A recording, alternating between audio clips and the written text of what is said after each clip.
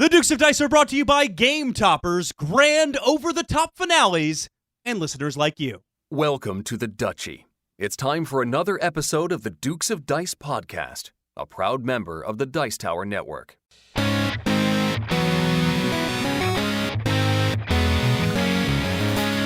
Coming to you from the Duchy in the Duke City, Albuquerque, New Mexico, and the Gateway City, St. Louis, Missouri, it's The Dukes of Dice, a podcast about board, card, and tabletop miniature games. Today, the Dukes bring things to a close after 280 episodes and 8 years. They revisit a game from their very first episode, give their updated top 10, and are joined by friends, family, and longtime supporters of the show. And now, The Dukes of Dice.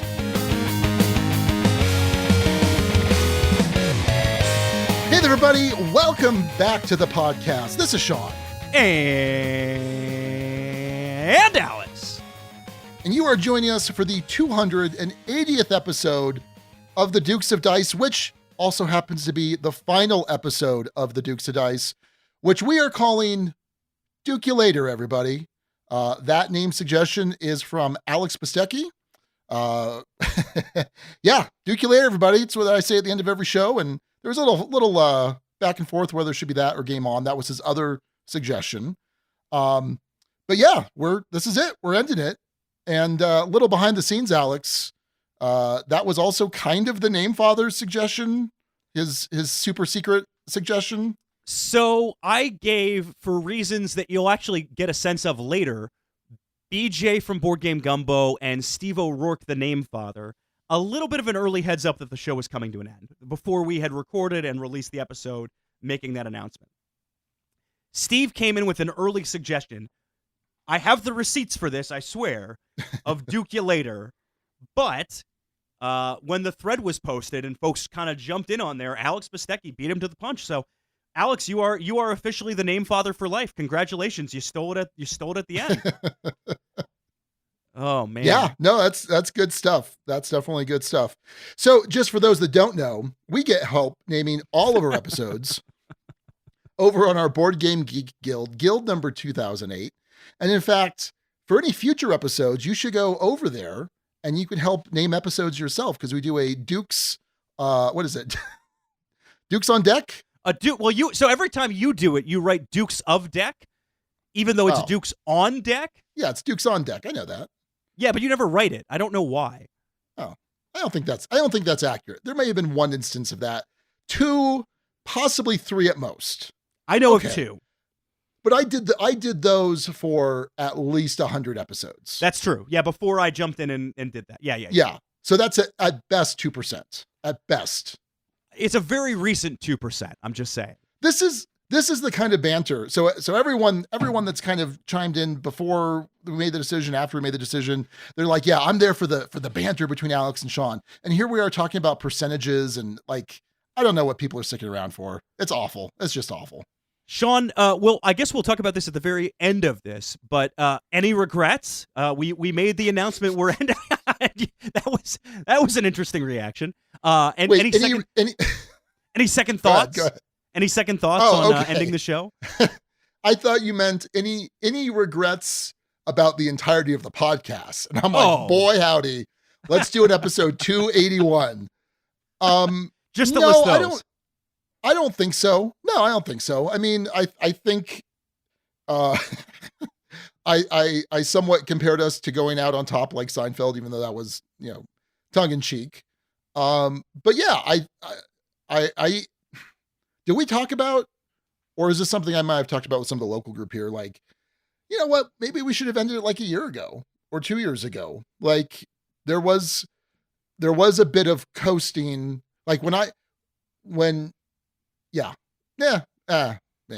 Maybe that's the regret. We can talk more about this in summary, I guess. So that's the regret. Let's give folks a sense of what this is going to look like the rest of this show. Do we want to do honorable mentions for names now and just kind of get out of the way? Or do we want to do that with guild thoughts? We didn't even talk about this. Okay.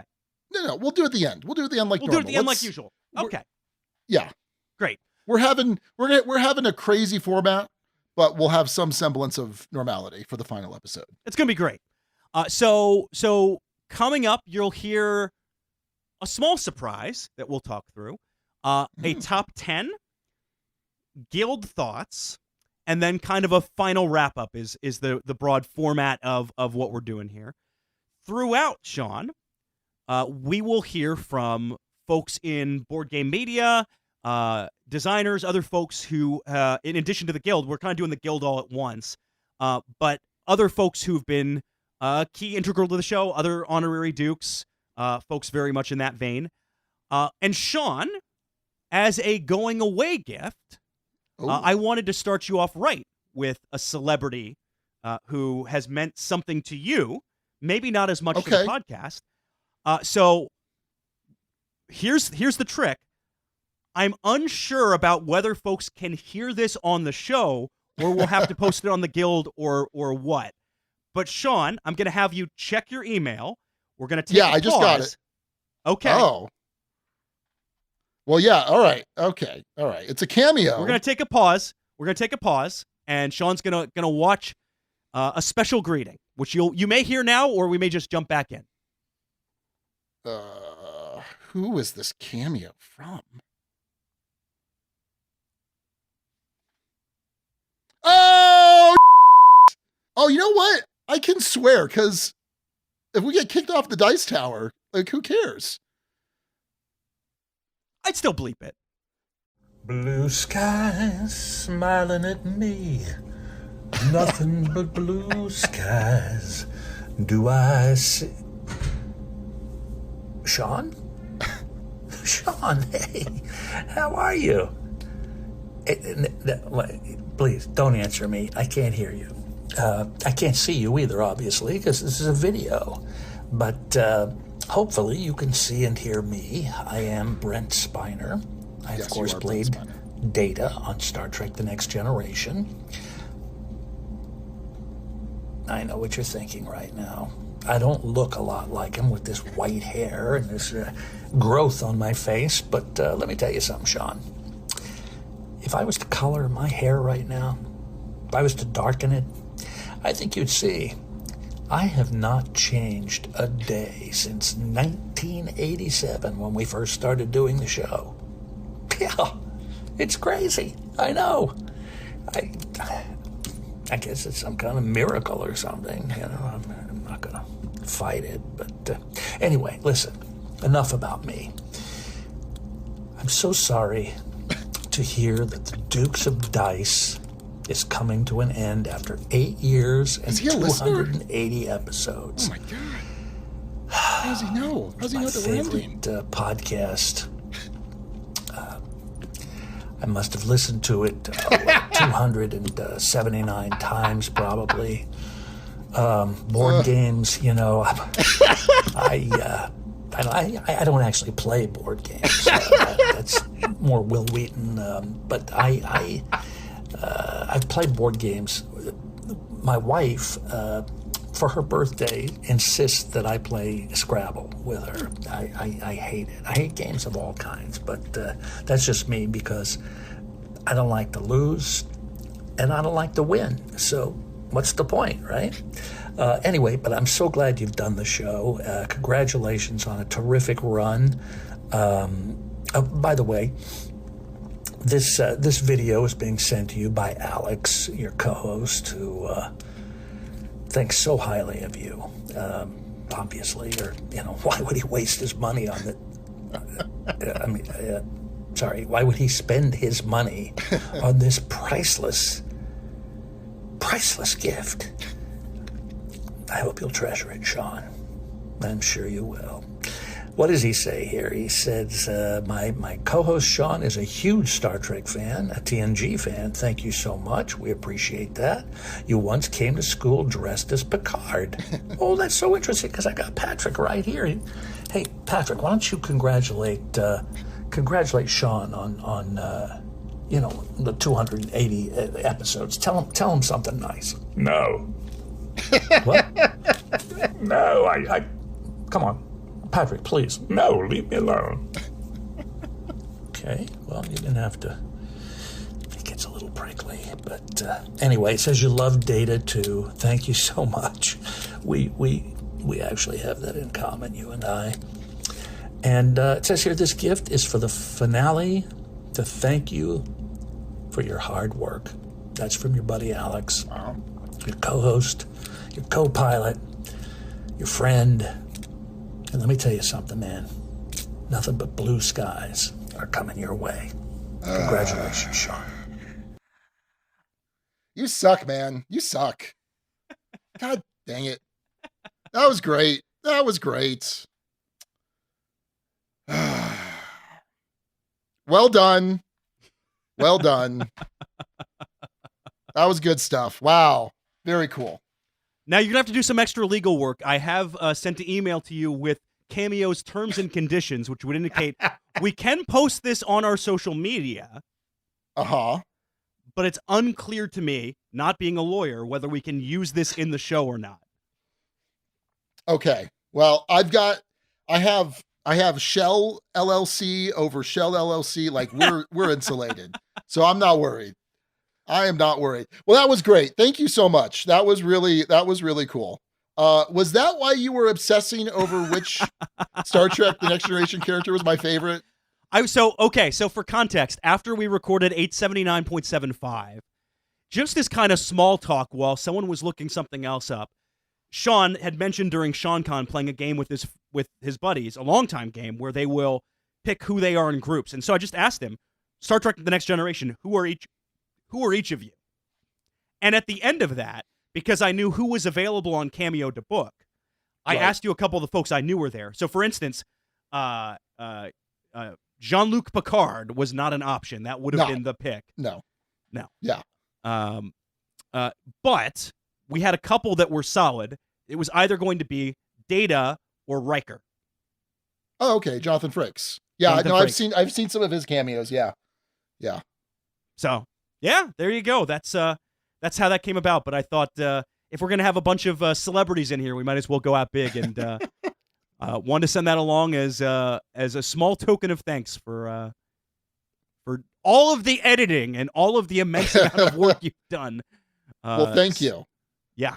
Here's the thing. If I had known Brent Spiner had been listening this whole time, I would have said, let's keep going, right? That would have been the motivation, right? Right. Jeez, man. I met him at a convention here in Albuquerque about 12 years ago. So, yeah, he's very nice. He's a cool guy. He did a good job. So thanks to Brent Spiner for fulfilling my Cameo request. If you might have heard it in the episode. If you didn't, it'll be on the Guild either way. So he responded to your Cameo request out of the goodness of his heart. Yes, and also Nothing the money I paid him to do said request. Yes, clearly a big fan. Couldn't have let us end this without him. All right. Who was it? Who'd you get for Abby's cameo? Which one? So. Oh, how many? Geez, how many have you done? Well, for folks who don't know, for our wedding, for Abby and I's wedding, because it was during the pandemic, and we didn't have as many people there as originally planned. It was over at the Gamers Ranch. Folks who've listened a long time have heard the story. I had celebrity toasts for her as a gift from shows that we had either watched together during the pandemic or shows I knew she loved. So Alex Horn from Taskmaster, not an official cameo, but got a video sent, which was incredibly kind of him to do. But then among that list, there was someone from Project Runway or America's Next Top Model, one of those shows, who was a judge. There was a Survivor contestant. There was a good mix of folks that I got to do that. Since then, as an anniversary tradition, I have gotten typically 3 cameos that represent different things. Now, nothing on the big ticket level of, say, Brent Spiner. But usually folks who are a little more obscure. And so I've already gotten those procured for this year. She actually is ending up with 4 because someone canceled and then I reordered and then others came in. And anyway, she's getting 4 this year. But Cameo is a big part of our relationship. Anyway, this episode brought to you by Cameo, new sponsor of the Dukes of Dice. Well, when I first learned about Cameo from you, I spent like the next week just like poring over Cameo and like, oh my God, how cool would this be? How cool would this be? And then I asked like Mariah and I asked Raquel, I'm like, oh, like, would you like a cameo? Like what, like, and both of them were like, not really. I'm like, oh, okay. That's weird. You're weird. Yeah. I've gotten good responses. I've used them as part of my job too, as gifts. So they can. Oh, okay. It's a good platform. Would recommend. Not sponsored. Not paid. So yeah. Anyway, that's Cameo, and that's one of the many celeb folks you will hear from over the course of this episode. So with that being said, after a couple of those, a little bit of a surprise, a little bit of a throwback to episode 1. Abby, my wife. Hi. That was a delayed response. It felt like there was going to be more before. No, just acknowledging your presence and existence. Well, this would be a great dramatic time to propose to you, but that already happened a while ago. I wanted to have a conversation with you because we're talking about 15 minutes before Sean and I do the finale, the last recording of the show. And a lot of how I've thought about the Dukes of Dice is thinking about how much of us came from that show, in a sense. I remember one of the first things we talked about on Tinder was the podcast. Do you remember seeing that and your thoughts on that? Yeah, you had put it in your bio that you did a podcast, and I thought that was super cool. And so I remember asking you about it and you talking about it and explaining about it, which kind of led to our first date being at Pieces. And yeah, I thought it was cool that you had a thing you were so passionate about. And since then, you have been on the show a couple times, but the podcast has been kind of a part of our lives and sort of a part of the scheduling and a part of the rhythm and a part of all of that. How has having the podcast be a part of our lives been for you? I mean, I'm almost 100% positive you talked about our first date on the podcast before I was even named as such. It was I went on a date with a person. I'd have to go back and listen on the episode. It's very possible. And we did this stuff. And then it was Abby, my girlfriend, and then Abby, my fiance, and now Abby, my wife, and the mother of my children. I haven't added that title in just yet, even though it's accurate. It is accurate. So it's just sort of like, it's just been this thing, right? Like it's always been there the entire time I've known you. And it's weird because it used to be, oh, I can't hang out with you on Thursday nights because I'm recording my podcast. And then it was, okay, now you're relegated to the back half of the house because I'm recording my podcast. And then it was, okay, now I'm upstairs in my office because I'm recording my podcast. But like, there's always been this like thing of like, when are you recording? What game are you recording? What game do we need to play? It's just always been a part of the entire time that I've known you. Yeah. Well, and I was going to make this as kind of the broader last point, but I don't meet you without this podcast. I don't move to St. Louis without the podcast. I don't run into you without the podcast. I moved here for board games, and I only moved here for board games because I knew about that connection to Gray Fox through the podcast. And so quite literally, we are not together without this podcast, save for some other likely, right? We were in the same place at the same time. Well, before we were, fate determined we were meant to be together. you were at Michigan State when I was a reporter in Lansing. Yes. At the same time, and your girlfriend worked at a bar that I could see from my bedroom window. Yeah, longtime listeners will remember Jillian. Jillian worked at Harper's in Lansing. Like we probably crossed paths at some point.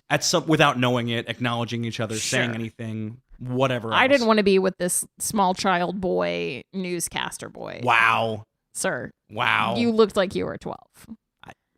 It's accurate. Yeah. It is accurate. It was funny in talking through this with a lot of folks. Someone told me at one point, "Oh, I bet Abby's happy the podcast is ending." And I was like, it never struck me as a thought that you would be happy that this is ending or relieved or whatever else. This caught you a little off guard, I think. It kind of caught me off guard. Yeah. How have you won? I mean, how has it kind of caught you, and what do you think about the show coming to an end? I mean, I'm sad for you because you've not that you've seemed sad about it, but it has been a big decision for you that you've sought sort of advice and counsel from a lot of different people, from a lot of different perspectives in your life. And it has been a decision that you kind of made as a, yes, this is the next step forward. This is the right step forward, but it is still a scary step forward. And so just being next to you and supporting you for that decision has been hard, but also like I'm happy to do it because I love you and that's what I'm here for. But it definitely caught me off guard. You literally made a suggestion. I don't know if I had taken a shower or something, but I walked into the bedroom and I was like, you guys should do a top 10 of your top 10 and pick the very best games from all of all the 6s that you've ever given out. And you were like, well, yeah, I mean, we already do that, but like that would be a good idea for the final episode. And you said it in a way that sort of made it seem like I'm about to record the final episode. And I was like, wait, what?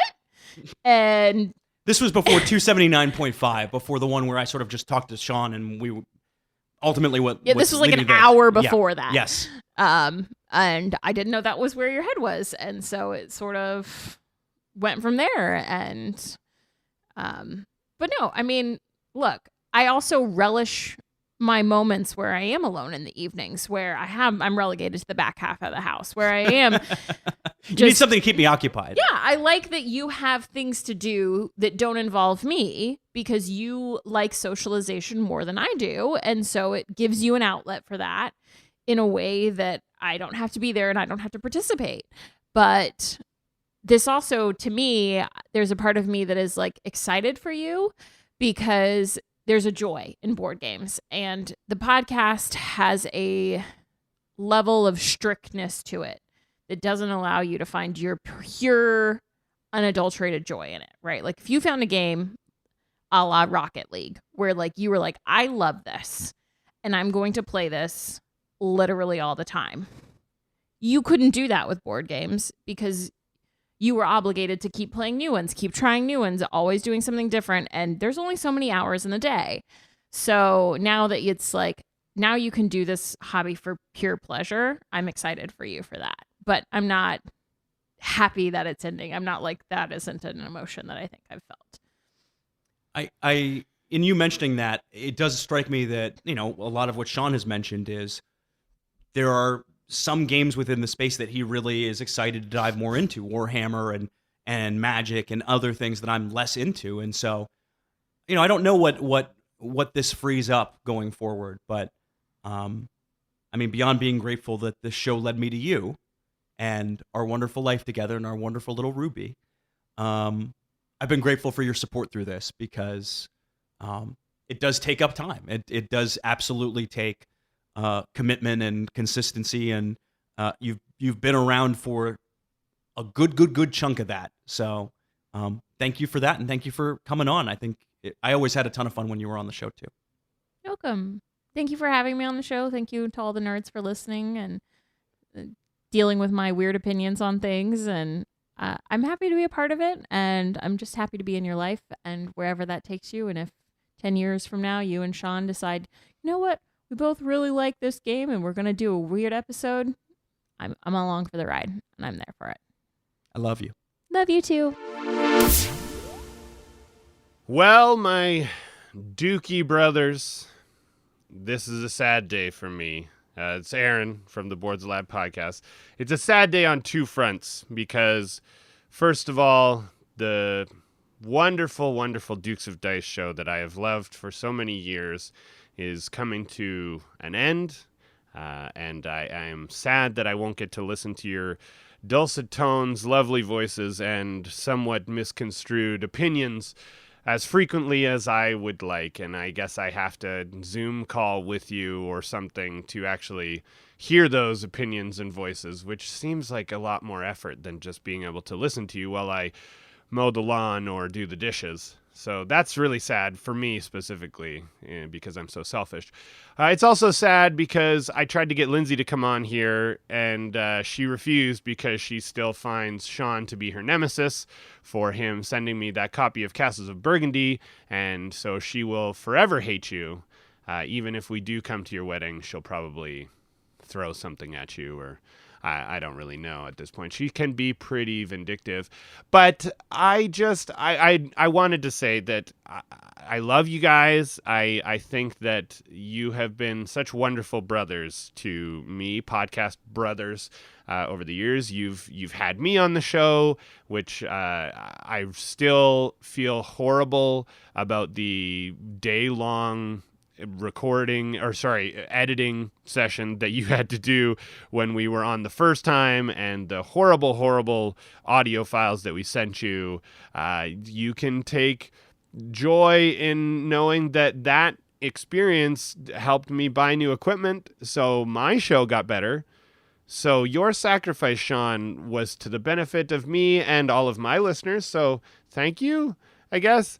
But then you were willing to have me on again, and I think I didn't suck the second time. And you guys have been on our show. You've been on Boards Alive. You've been on Cult Classic Callback. Those are both great shows that all of the people listening to this should definitely check out, especially Boards Alive. Now that they don't have this show to listen to, they should probably just come be fans of mine. I'm sure so many of them already are, because it's such a great show, and I deserve all their love and accolades.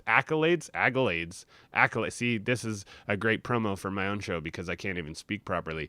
But yeah, honestly, the last few years of playing D&D with you guys and almost destroying your podcast already, and just to not be the one that puppeteered the fall of the Dukes of Dice really is actually kind of disappointing. I mean, I was hoping that Mopsy would drive a wedge between the two of you, so much so that you would collapse. And then again, going back to my earlier comment, all your listeners would come listen to my shows because, again, it's just a better experience. So, yeah, I am really sad. I'm really sad that you guys are done, and I wish you well, and I know that both of you, I'm sure, will be on my podcast at some point, right? Because you got nothing else to do, so you might as well just come hang out with me. And Alex, you already said that you want to come back to Cult Classic Callback and choose a movie that you actually like.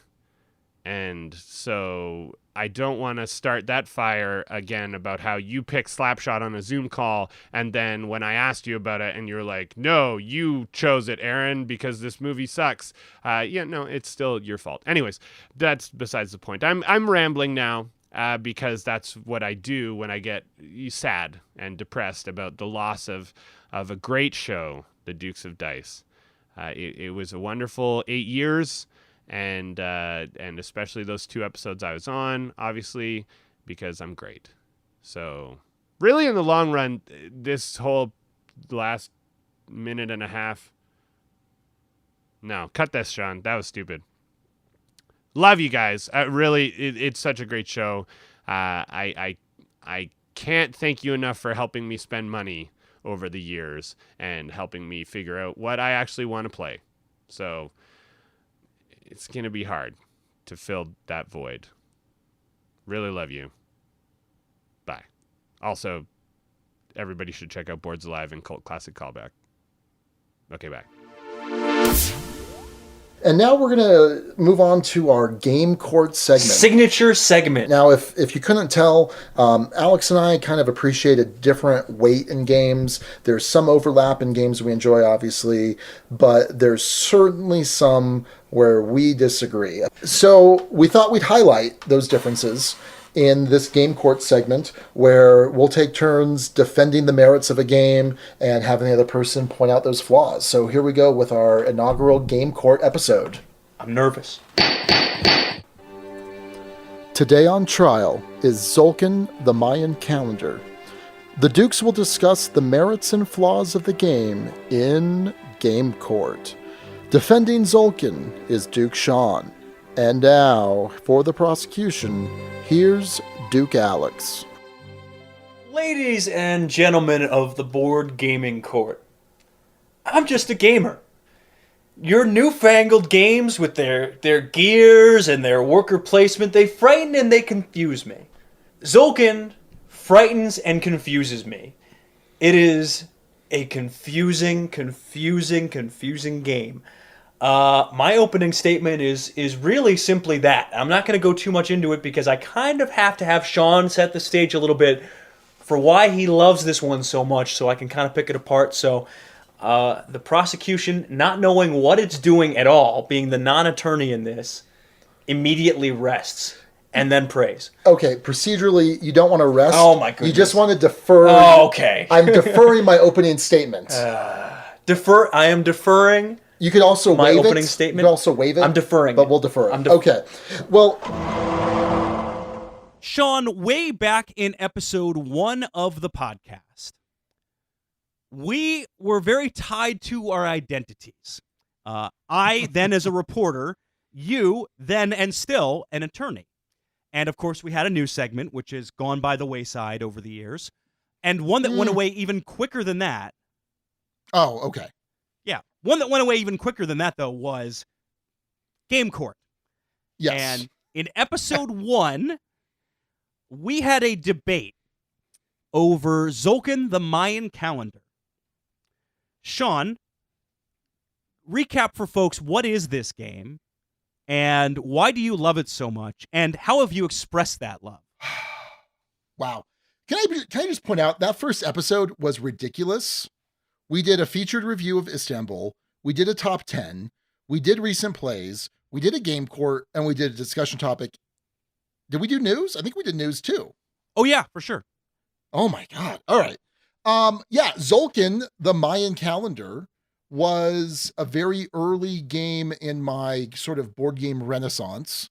For much of the early 2000s, board games here and there, but it was more miniatures and Magic. And then with, early 2010s is when I really started diving back into board games quite a bit. And I fell in love with Tzolk'in from the very start. The very start. Oh, hello, Eliza, Chewy. Hi, do you want to say goodbye to all of the Duke's listeners? Bye-bye. Well, come over here. Come over here. Say hi to Alex. So Chewy, this is the this is the last episode of the Dukes of Dice podcast. I know. Are you okay with that? Kind of. Okay. Kind of. I mean, I'm glad that you're not going to be editing anymore, so I can at least play video games. Okay. All right. Well, when you get screen time. All right. Well, thank you for bringing me the beer. You're a good kiddo, and we'll see you later. See you in a little bit.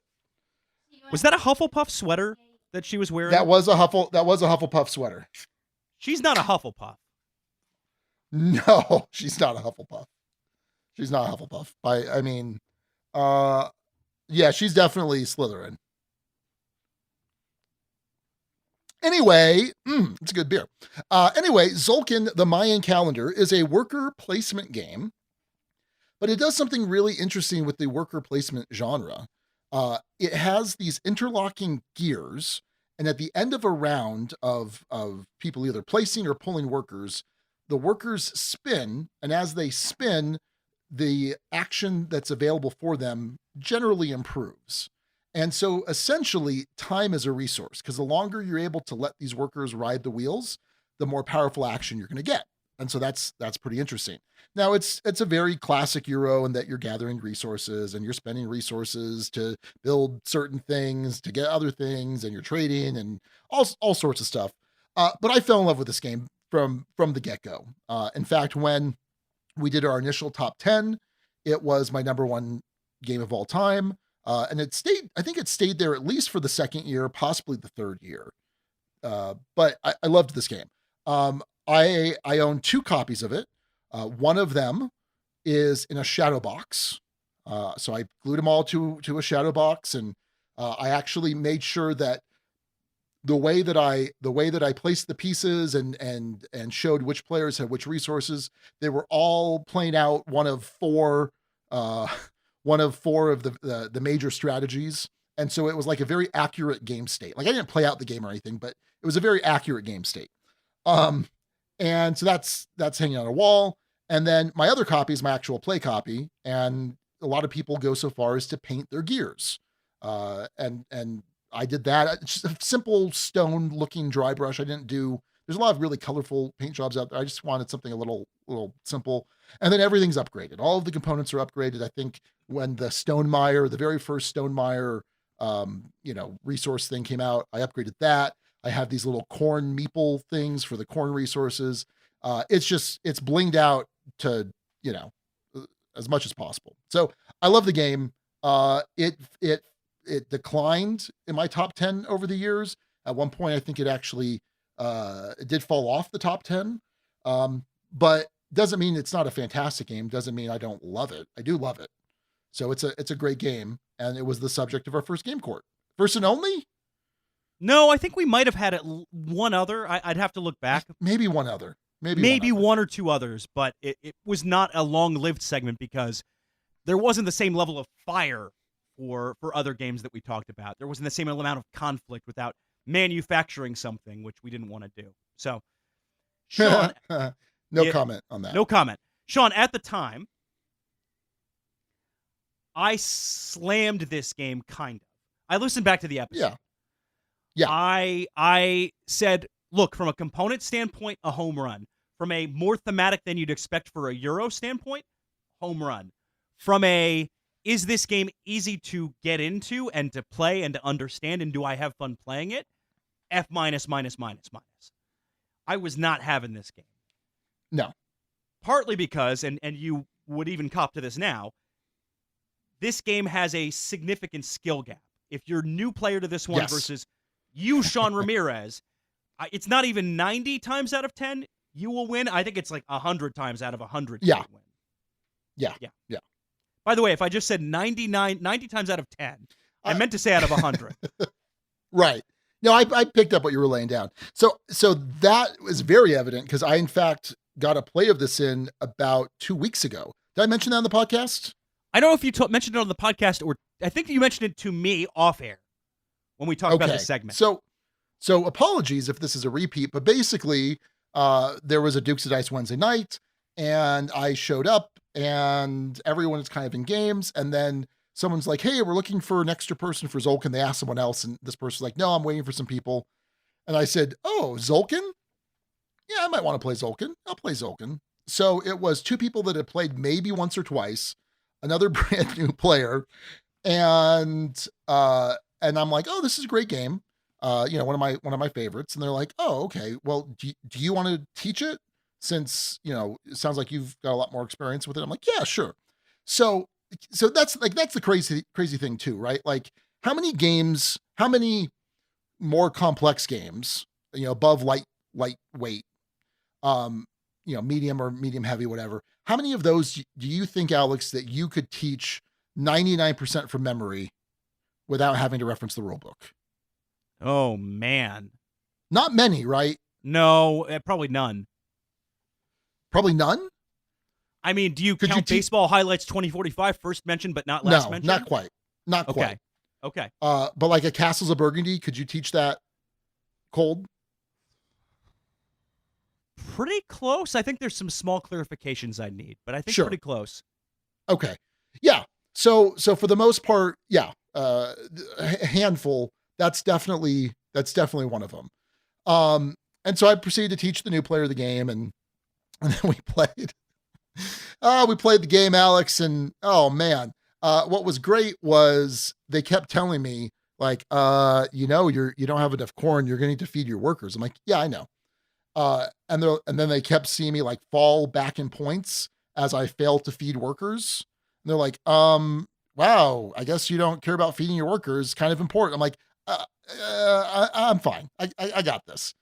And so the end result, actually, I think it's on my phone. Shoot. Oh yeah. By the way, Alex, I have no internet right now. So you and I are talking on my phone. So it's difficult.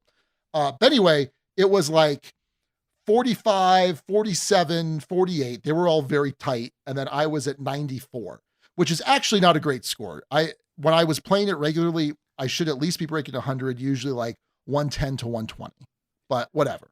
Sean, I want you to keep this score discussion in mind because this is potentially relevant to our next piece of the discussion. Carry on though. Yeah.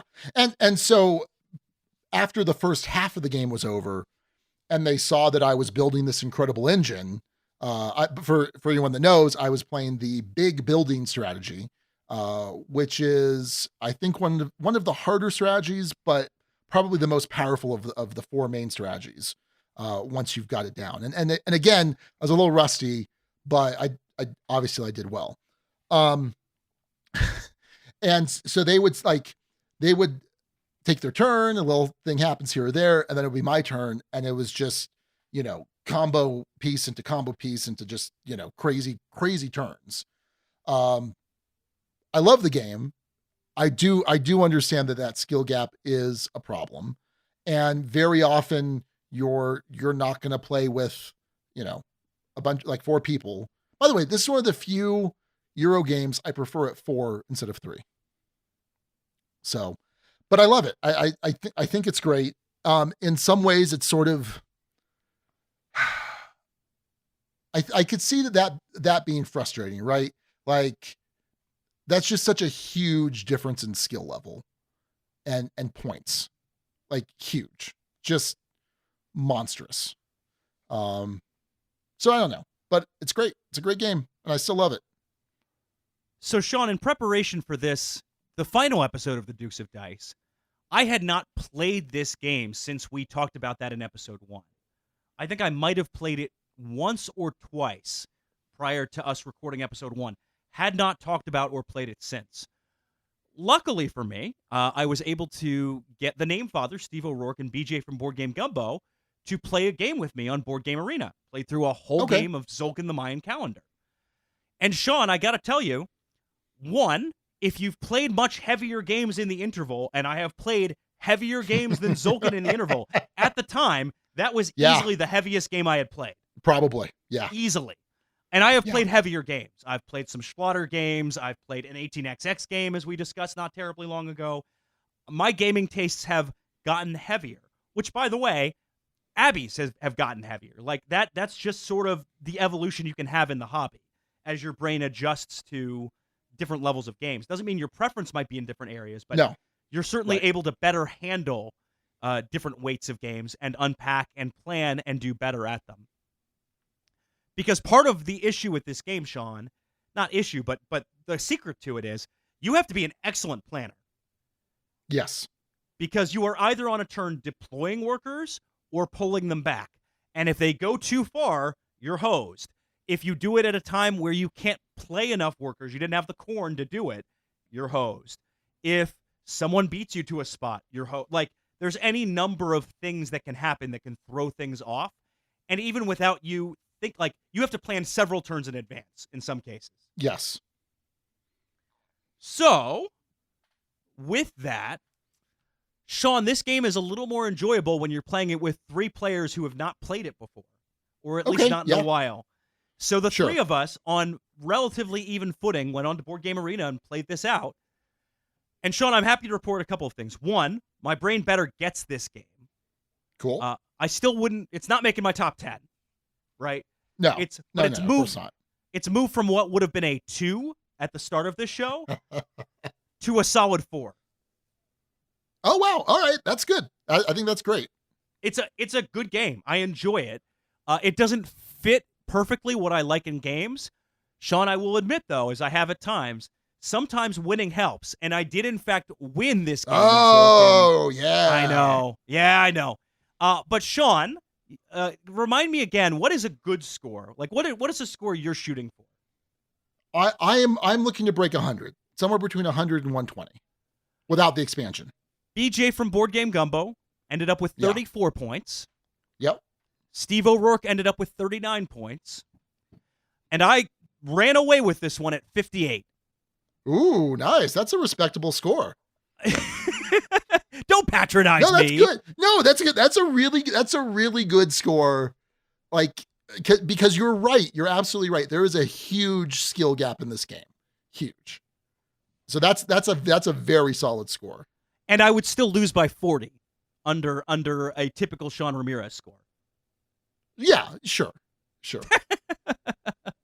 Anyway, I thought taking a look back and playing it and trying it again, it's one of those that I haven't revisited because I had such a negative experience with it. I don't know. It has me wonder, would I like Food Chain Magnate a little bit better? who knows what comes up at conventions or future gameplay and, what happens going forward. But I don't know. Maybe my tastes have shifted enough. They've certainly shifted enough to move Zolkin from, I'm going to rag on this game in an entire segment to, well, this game's good. So. Yeah. Awesome. No, that's super cool. Like, I think what I enjoy most about Zolkin is like you said, that planning, right? Like there is this, when you first play Zolkin, you think to yourself, okay, I'm going to put out as many of my workers as I can. I'm going to pay a butt ton of corn to do so. And then I'm going to pull them back right away to get stuff. And I place everything, pull everything. At a certain point, you run out of corn to do that. But once it kind of clicks for you, it's like, okay, it's not just, pull place, pull, place, pull. It's place, let them ride. Place, pull back maybe just one or two guys, and then place those next guys. And these other guys are riding. Like there's a certain, I don't know, like when it clicked for me, like when it really clicked for me, I was like, oh my God, this game is amazing. It's just amazing. So that's great. I'm glad to hear that it's moved up considerably for you 279 episodes later and 8 years later. Yeah. Yeah. So there you go. That's the ultimate, by the way, we didn't include it by name, but the ultimate Duke's double take from me. Oh yeah. Wow. Good call.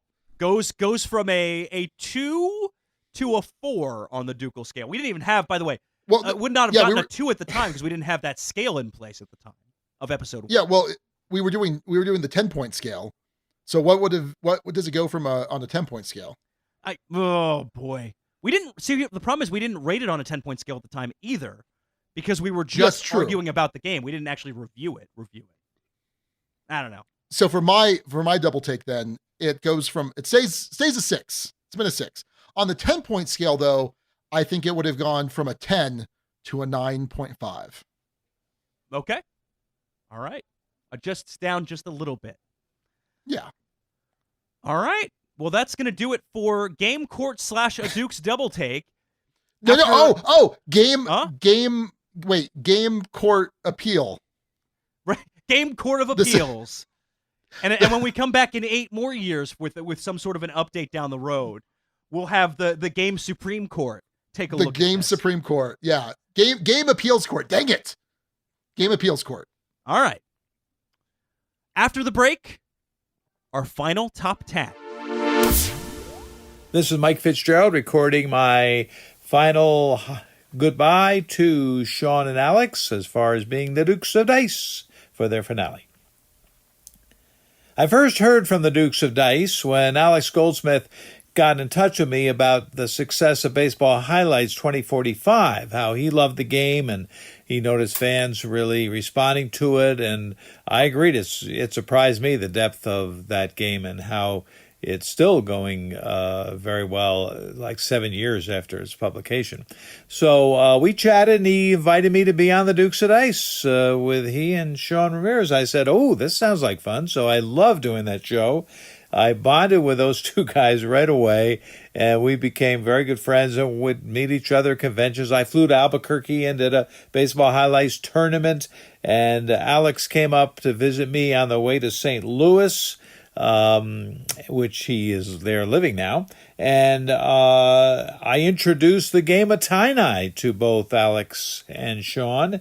And we, the three of us, just love it. We've played a 3-player a lot. It's a 2 or 3-player game that Carl Chuddick designed and Asmodee publishes, Chris Seslick's company. And it's such a good game, and we've all enjoyed it all these years. Still my favorite game of all time. And then when Diamonds came out, Sean has really taken a liking to that game over time, has said many times it's one of his favorite trick-taking games. So we certainly bonded because they liked a couple of my games, so that's always good. And we met and played the games together, and I just really enjoy talking to them and watch the travels. And a little sad to see the Dukes of Dice closing up shop, but boy, these two have been one of the best sources I've ever had for listening to find out what games are coming out, what the game is going to be like, since they both have a different take on the games a little bit and what kind they like more than others. It's been great. One thing I want to mention, Alex and I had a chance to do a video play-by-play of a baseball highlights game for Kevin Burkhardt, for Berkey and the gang, and that was so much fun. That video is around somewhere if any of you can find it. I think it's a riot, and we had a lot of fun doing that. So, guys, the best of luck in with whatever you do. Thanks so much for helping me be part of the show a couple times, and knowing you, and I'm sure we'll all have a lot of fun in the future as well. So, hope to see you soon at a convention. Dukes of Dice, so long.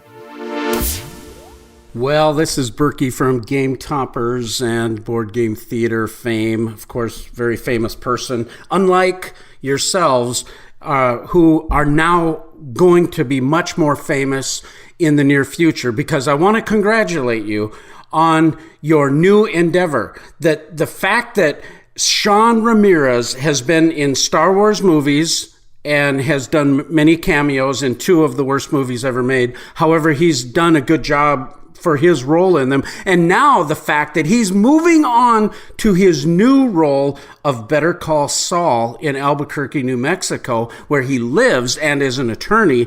I'm really excited for the new opportunities where he's moving on from podcasting and into a bigger, larger world. I got thinking about Alex Goldsmith. He's like this amazing sports announcer and board game personality, and larger than life, bigger than anything. And he mentions baseball in like every sentence. It's like baseball highlights 2045, baseball highlights 2045. First mention, by the way, it goes on and on. But now he's moving on to a higher calling. I think it's the new football highlights, 40, 50, 55, give whatever it takes, 60, whatever it takes. He's going to go into that broadcasting segment and become very famous and move on from this little Dukes of Dicey thing. And I'm really glad that Dukes of Dice has done what they've done, because it's really actually been pretty phenomenal. We all got to move onward and upward into our higher callings and greaterness. And so for that, I just want to congratulate Sean Ramirez and Alex Goldsmith for all of the super fun. Seriously, some of my favorite people in the industry, had so many wonderful opportunities to play games with them. Epic games of Chemic, epic tournaments of baseball highlights 2045. And it's just been a pleasure to be a part of the community. Thank you guys, seriously, for all of your hard work. We love you, and we wish the best for all of you. All right, Alex. Well, we're going to give our final top 10, because that's how we started with the first episode. And I think it's interesting to see, where do we start? Where are we ending? Right? So, Alex, this was your top 10. Number 10, Rampage, or I think it's now Terror in Meeple City. Is that right? That's correct. Yeah. Number 9, Castles of Burgundy. Number 8, Descent. That would have been Descent 2nd edition. Number 7, number 7, The Resistance Avalon. Did I really forget that? Huh. I may need to do an audible on my list. Your number 6 was Lords of Vegas. God, it's a good game. 5, King of Tokyo. 4, Coup. 3, Pathfinder, the adventure card game. 2, Puzzle Strike. And number 1, Alex, you sweet summer child, was Seven Wonders. Your number 1 game of all time. It's a great game. It's a fantastic game. It was 2014. I was young then. Sean, your top 10 at the time we started this show. Descent, 2nd edition, was your number 10 game. Mm-hmm. Number 9, Twilight Struggle. Number 8, The Resistance Avalon. Number 7, Kemet. Number 6, Eldritch Horror. Number 5, Lords of Vegas. Number 4, Russian Railroads. Number 3, Pathfinder, the adventure card game. Number 2, Terra Mystica. And number 1, Zolkin. So let me ask you this about yours, Alex. Of this 2014 top 10, how many of them do you think are still on your top 10 currently? One is. One game is overlapping between those two. And for me, it's going to be 1, 2, 3, maybe 4. 3 or 4. You which had is also kind of been in the hobby, surprising. but in fairness, at the time we started this, the cement was still fairly wet on my board game tastes and Sure. my favorites. You had been in the hobby longer than I had at that point. In episode 1, you already had a shadow box of Zolkin made. Perhaps. No, we referenced it on the episode. You absolutely had that made. Oh, at do the we? time. Okay. Yes. Okay. So, and what I will say is, of those 3 or 4, they have fallen off the top 10.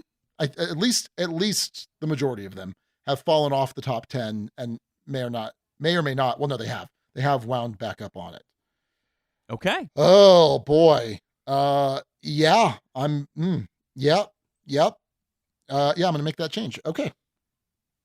All right, Alex. Well, why don't you start us off currently in 2022, after 8 years of weekly and then bi-weekly board game podcasting, what is your number 10 game of all time? Number 10. Sean, before we recorded this, I took a little trip down to the basement where all of the board games are right now, save for a handful. And they'll make their way, some of them will make their way back upstairs.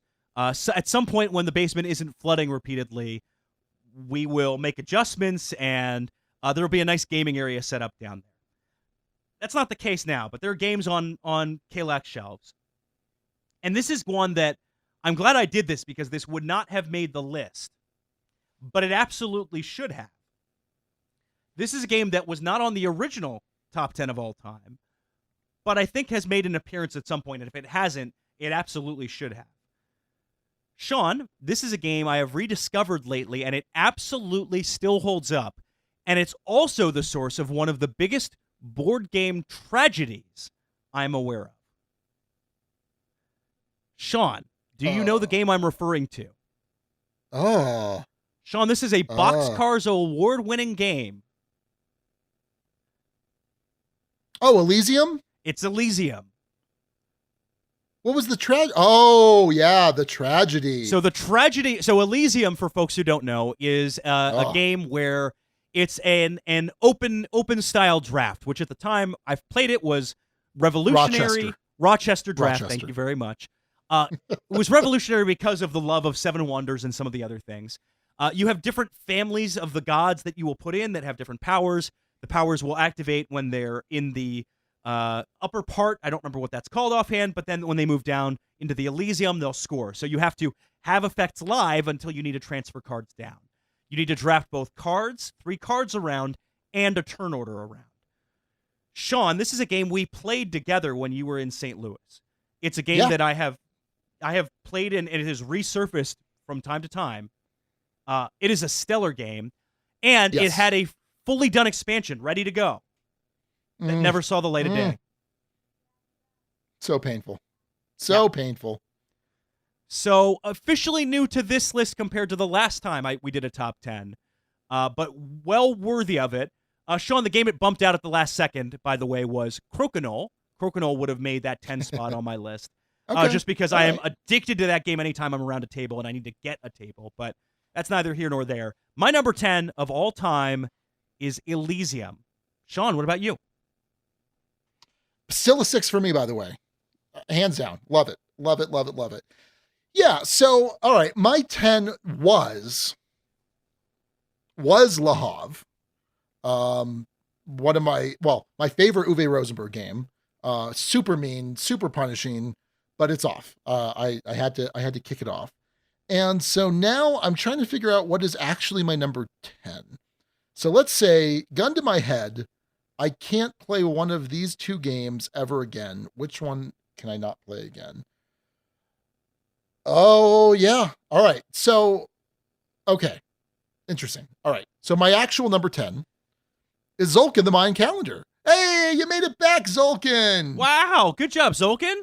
Yeah. Good job, Zolkin. No, it's great. I just love it. I mean, we said quite a bit about it already. It was number 1 that first year. I think the second year it moved to number 2 is what we were talking about off air. I think Terra Mystica beat it out there. And then I think it stayed on the third, maybe the fourth year, and then it fell off. So, but it's back. It's back, baby. I love it. It's a great Euro game. It is, I mean, the more I think about it, it is like my go-to resource management game. There's another Euro game on this list that I like more, but I wouldn't call it a resource management game like Tzolk'in is. So yeah, that's my number 10, Tzolk'in, the Mayan Calendar.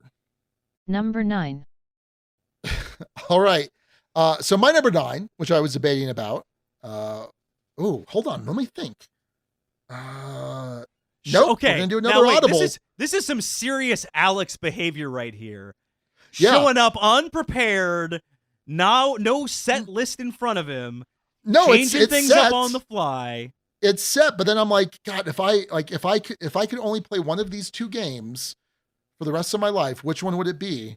Okay, so the next game, my number 9, is the first of 1, 2, 3.5 GMT games.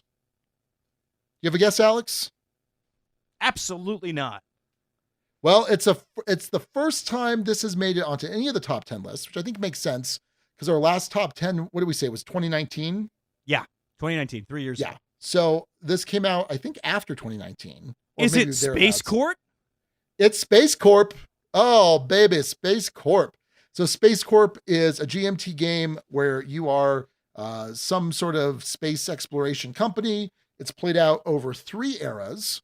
There's the lunar the Martian, the early era where you're exploring like Mars and the moon.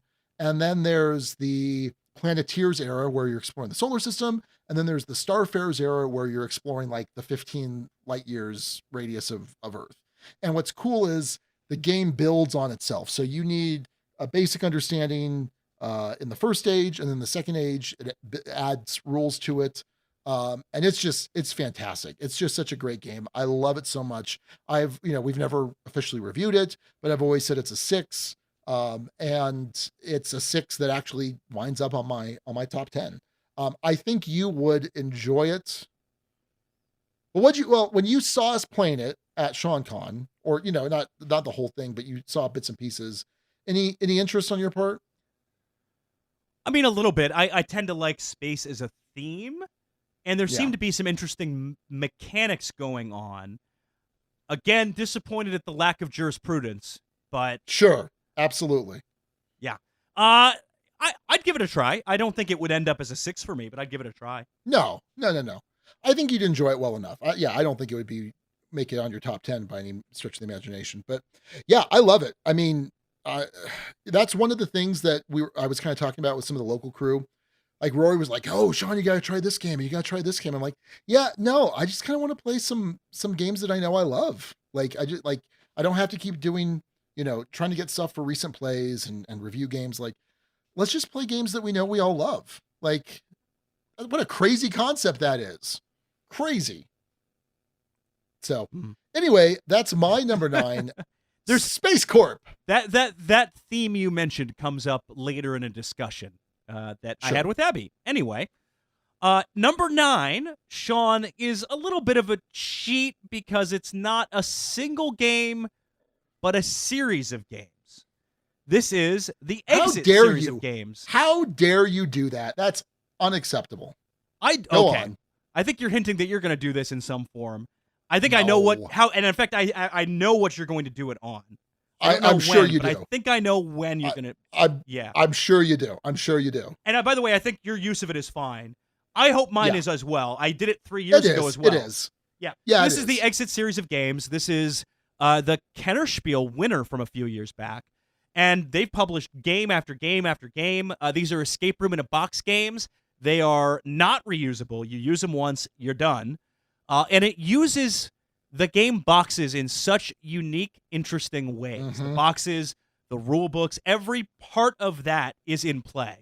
And the sheer creativity they do in the production of the game, to me, is incredible. So many memorable experiences. I love playing these with Abby. They've since had a puzzle series of games. They've had a 2-part series, The Catacombs of Horror.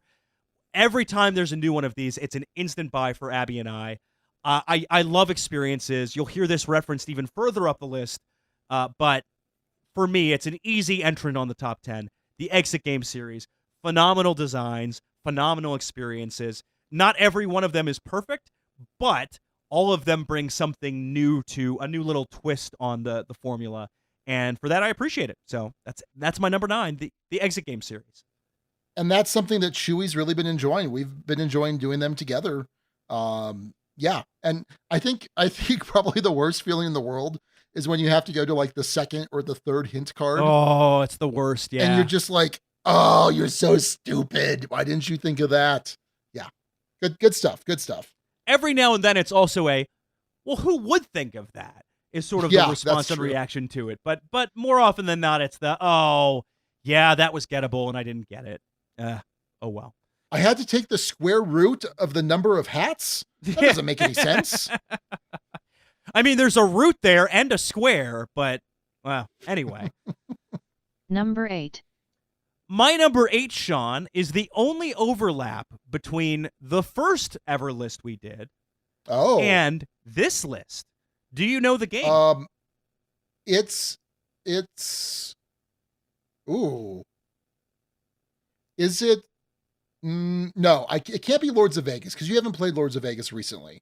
So it wouldn't be that. It wouldn't be Seven Wonders. It wouldn't. Oh, Castles of Burgundy. It is 100% Castles of Burgundy, and about the same spot on the list too. This is a Stefan Feld game, and Stefan Feld has meant a lot over the course of the show. A Merry Feldmas to you, Sean. Yeah, Merry Feldmas. Merry Feldmas. We've reviewed many Feld games over the years. I've always joked that is Raquel's one celebrity free pass. If she would ever wish to cash that one in. I think it's unlikely, but you never know. Anyway, for the record, mine is John Hamm. Ooh, by the way, big St. Louisan. He's a huge blues fan. So yeah, no, that's true. That's true. You'd cross. Oh, paths I know, with him Alex. Oh, I know. You? Oh boy, I'm a season tickets holder for the Blues, just in case. Look, he was a big part of that run. Anyway, doesn't matter. Castles of Burgundy, among the Feld designs, has stood the test of time. This is a masterwork in it. Again, I haven't gotten the updated edition, but the original edition that always sticks in my mind looks terrible. It's one of those games of the gameplay overcoming all. The production, the look of things, all of it. It all comes together into a phenomenal hex placement game, I guess you'd describe it as.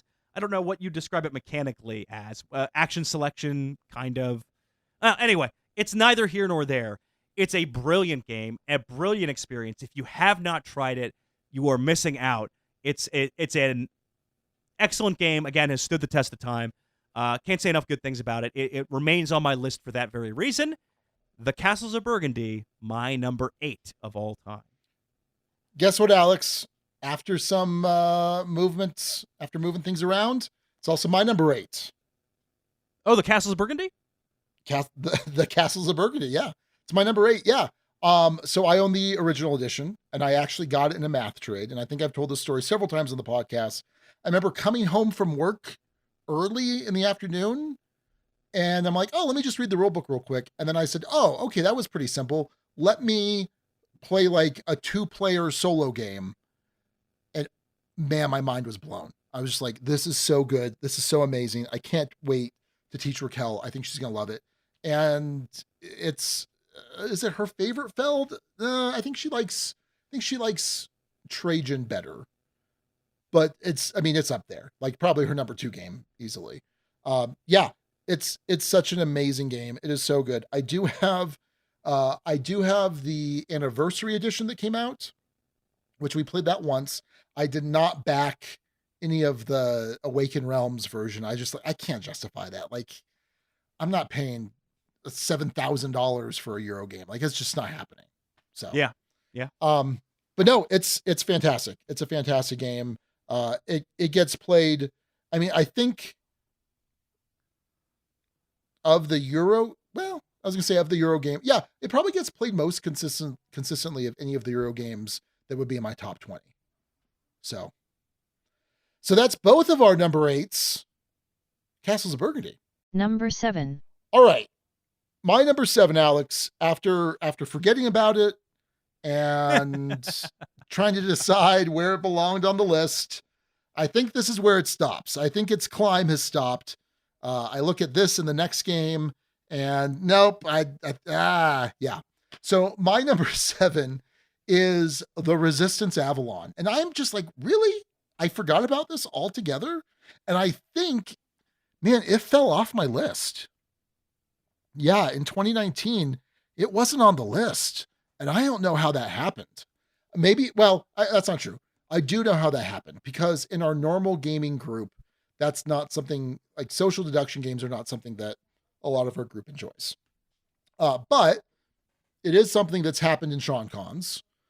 This last Sean Con, we probably played 7 or 8 games of it, and I love it, and I'm good at it, like so good. Oh, I'm so good at this game. And obviously that helps. That always helps. So this is a social deduction game where everyone gets assigned a secret role. You're either a loyal servant of King Arthur, or you are a minion of Mordred, but you're still professing to be a loyal servant of Arthur. Certain number of people are getting placed on a quest, and then in that quest, those members can either pass or fail it. If you're loyal, you have to pass it. And you're trying, it's basically best 3 out of 5 for pass fails. But then there's also a Merlin. The Merlin is a servant of Arthur, and he knows who the evil people are, who the minions are, but he can't really just be like, oh yeah, it's Alex and Mitch. They're the evil ones. Because then at the end of the game, even if good wins initially, if they're able to suss out who's Merlin, the minions of Mordred win anyway. I love this game so much. It's so great. I wish more people in our local play group liked social deduction games. I'd love to play this more often.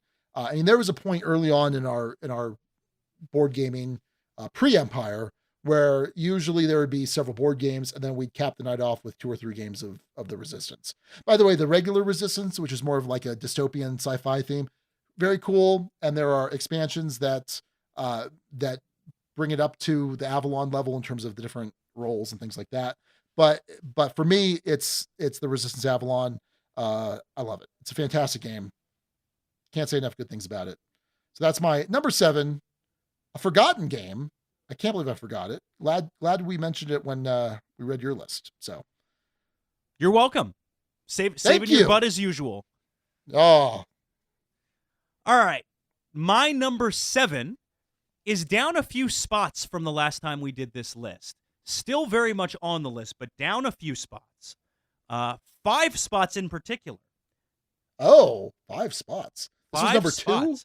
From number 2 to number 7. That should be enough of a hint for you to get this. But we just may not be in sync enough for this to happen, Sean. Flip ships? No, not flip ships. Whoa. If I don't jump in here, you're gonna guess the rest of my list. Motainai. It's not Motainai. What was 2? The Mind. Oh, The Mind was 2. Yeah, okay, sure. So The Mind, for folks who are unaware, did it win the Spiel? I feel like it should have if it didn't. In any case, it did. I think it did too. Spiel nominated or Spiel winner, probably Spiel winner. Game designed by Wolfgang Warsch, a game that uses body language and connection as its core mechanic. And as a result, some gamers had decried it as not a game for a while. And I'm very much in the fierce camp of, no, absolutely a game, is an amazing game, is an amazing way to bond with folks. And just recently played this with a couple of local friends here in St. Louis, Allison and her boyfriend Forrest. And that same kind of magic all over again. We didn't win together, but it brings you closer. There are moments of laughter, and it does something no other game quite captures. I think for me, there are other games that have crept in. The Crew sort of has elements of this with connection, but maybe more of a foundation to it. It doesn't overcome The Mind. The pure elegance of that is still really appealing to me. But all that being said, it isn't quite as high as it used to be, but still, it's in my top 10 of all time. Let's not get carried away here. This is still an absolute favorite. This is a go-to. It's a great one for new gamers, experienced gamers, and folks willing to experiment and have a good experience. And again, experience is a theme that will come up over and over and over and over again as this goes on. But that's a key to this one, is the experience of it. That is my number 7 of all time, The Mind. Number 6. Number 6, Sean, the bottom half of the top 10. And I'm going to round this up with another game that was in my top 10 3 years ago and has slid a bit. Not a lot, just a bit. And it's a game, Sean, that has remained on my top 10 despite not playing it. So it's not Flip Ships, because you've played Flip Ships recently. You can keep guessing Flip Ships. You'll eventually be right, maybe. Oh my God, what if it took over Baseball Highlights as your number 1 game? What if? What drama? I don't know. Sean, the game is Scythe. Oh, that's right. Okay, yeah. The key should have been you haven't played in a while. Yeah. Yeah, despite being in Jamie's game group, I don't have a copy of this. I have very good access to this game. And I really love this game. Obviously, it's my number 6 of all time. And I'm also still lifetime undefeated at this game. Have not lost. And that, Sean, has partly kept me from bringing this back to the table. I know. I need to play this soon, and I need to lose at it. But this is a brilliant mashup of. I don't typically like your standard dudes on a map, war, battle kind of a game. And this game takes elements of that, but builds in enough of a Euro thing where it's the threat of a fight that is more of an incentive or motivator than the actual fight itself. The way this is engineered with the upgrading of the multi-layered boards, the world this brings you into, the art, the mechanics, all of it just kind of come together for this really crunchy experience. It's not super easy to get into. But man, this game has earned its reputation for me over the years. I've loved it every time I've played it, and I've won it every time I've played it. It will remain on my top 10, just not as high as it had been. My number 6 of all time. Sean, back to you. Yeah, and I'll just say this. It's been on my top 10 for several years. It's not on it this time around, but probably very easily top 15. Very easily top 15. All right. Yeah, my number 6, I suspect we will hear about later on your list. In fact, my guess is it's probably next. And that is Motainai, game we've mentioned a couple times here. Motainai is a Carl Chudik game. Carl Chudik has done Glory to Rome, which I think is the more accessible version of Motainai. Glory to Rome is a game that we've played at multiple Sean Cons. Ellie loves it. But man, I remember, Ellie is a solid gamer. He is a very solid gamer. You give him a super heavy game and he's just like, boom, I got it. Like he's right there with it. When I taught him Motainai, he was just like, none of that made sense. I don't know what you're talking about. And I feel like I'm a pretty good teacher of Motainai, realizing it's a big upfront investment to learn that game. It's opaque. It's hard to teach. It's hard to understand. It's like, there is a reason that it is not a more popular, widespread game, but man, is it worth it. Some things are worth it. Some things are hard and it's worth it to stick it through. When you were recording here in Albuquerque, we used to have best of 3 series before or Best after of 3, the yeah. podcast. Yeah. Oh, it's good stuff. It was good stuff. It's such a great game. And I wish I could have the opportunity to play it more, but I mean, it's just fantastic. It's a fantastic, it's a multi-use card game, and you're basically a monk you're a monastery running a monastery, I guess. Oh yes, the theme of this, very critical to explain. It's super important. But you've got a gift shop, and then you've got like works on the other side, and you're trying to build them. I think the hard part with this, compared to say a Glory to Rome, you're building these certain things and you're building them incrementally, right? In Motainai, you have to build things all at once, which requires a lot more pre-planning and big sweeping execution. And I think that adds a lot to the difficulty. Aside from just obviously all the multi-use cards, you're like, wait a minute, this is stone. I'm confused. What? It's different things in different spots, but it's great. I love it. And again, I think it's going to be your next entry. That's Matane. Number 5. All right. My number 5 is another GMT game, and it is the World War II classic Combat Commander, which no matter all of the strides you've made over the years, Alex, over the last 8 years, you will never enjoy Combat Commander. and it's unfortunate. Hey, watch me try. Well, because it does create a really rich narrative. There's a great story in each of these scenarios. So it's a World War II hex and shit war game.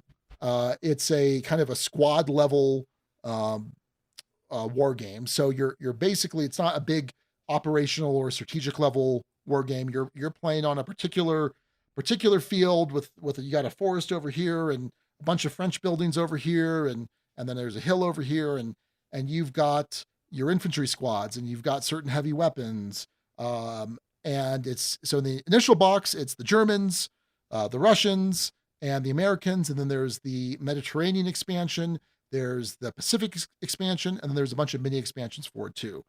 And boy, is it awesome. God, it's so great. I love it so much. Again, it gives you a story, right? You're telling this narrative. It says, all right, here's the scenario. These are these historic battles. Here's how it started. Here's how it ended.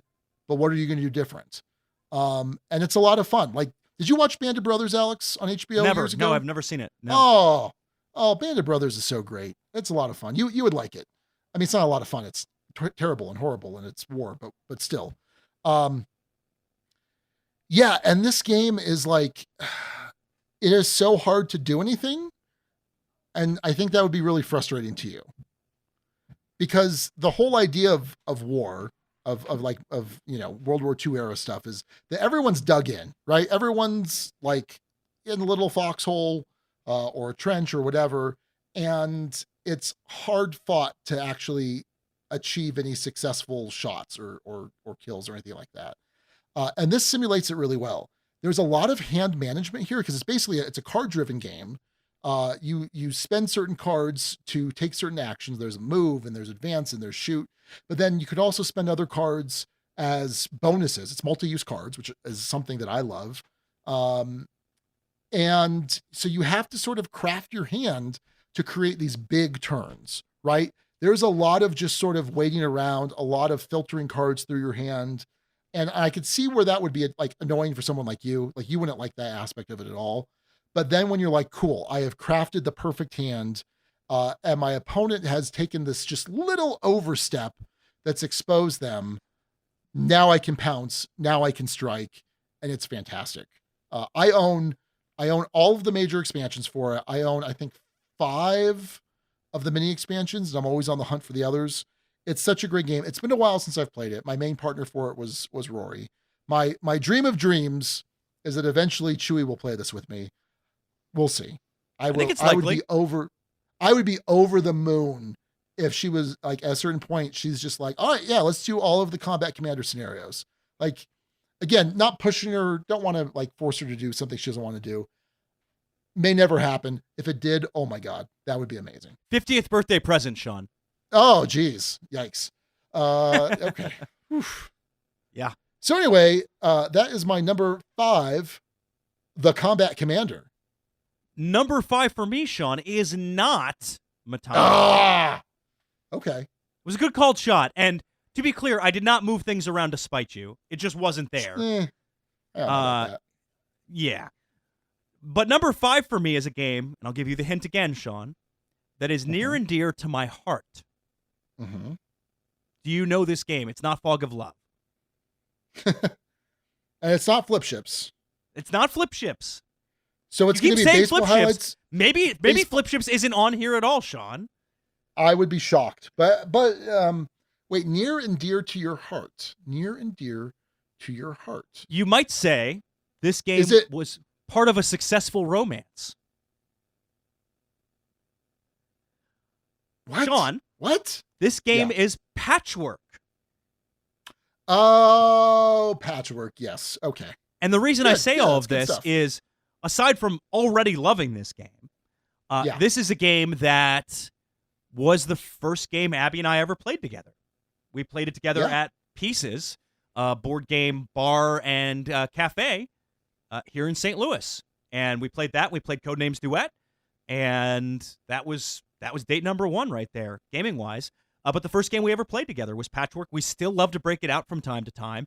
This is a so puzzly, beautifully elegant game where you're trying to have the most buttons, and the game has 2 currencies. It has buttons and it has time.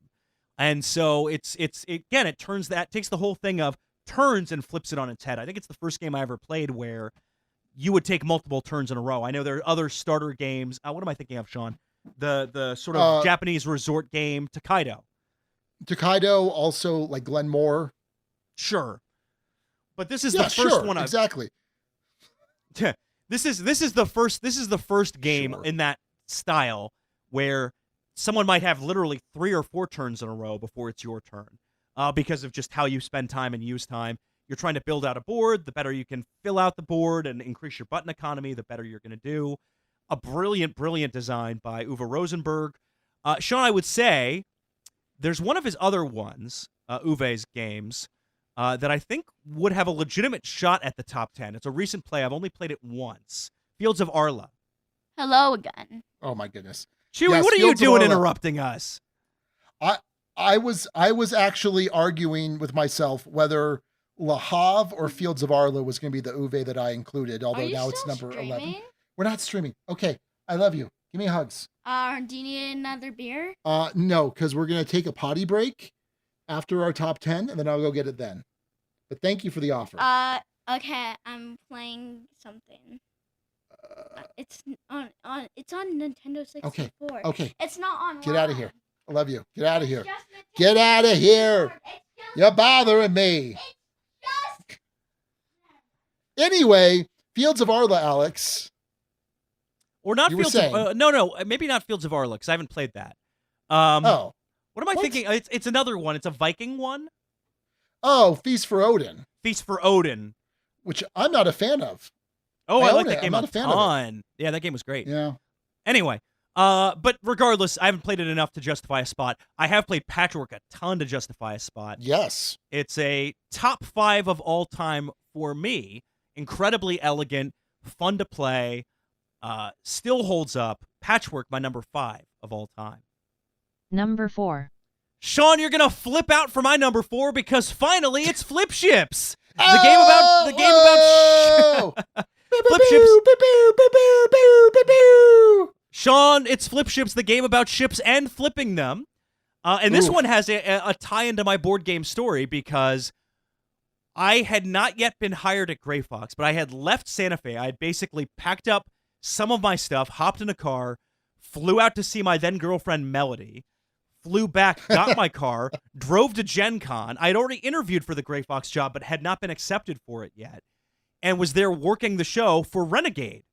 And yeah. I was demoing Flip Ships, and I sold that stuff out, man. I was a carnival barker. I was an excellent demoer of Flip Ships. Just saying. Kane Klenko design. It is a dexterity game that's Space Invaders. It's cooperative. You can play it yourself, but you can play it with up to 4 people. You are launching ships at different cards and also the mothership. You're trying to blow them up before they blow you up. If you take enough damage, the city blows up. If you don't do enough hits on the mothership, you lose. I just played this again recently with, local friends, and we came 2 hits on the mothership away from winning on a normal difficulty. Yeah, brutal, tough, but the experience of this game, the highs, the lows, the some rounds you're a hero, the some rounds you're a goat. Brilliant use of dexterity mechanics. My favorite dexterity game of all time. Crokinole would be a close number 2. But yeah, Flip Ships, the game about ships and flipping them. My number 4 game of all time. I would say that's probably my favorite dexterity game too. I think it's great. It's a great game. So it's your number 4? It is not, in fact, my number 4. My number 4 is yet another GMT game, the third GMT game on the list. Ooh, what about that game? No. It would be top 15. Yeah, this game was on my original list.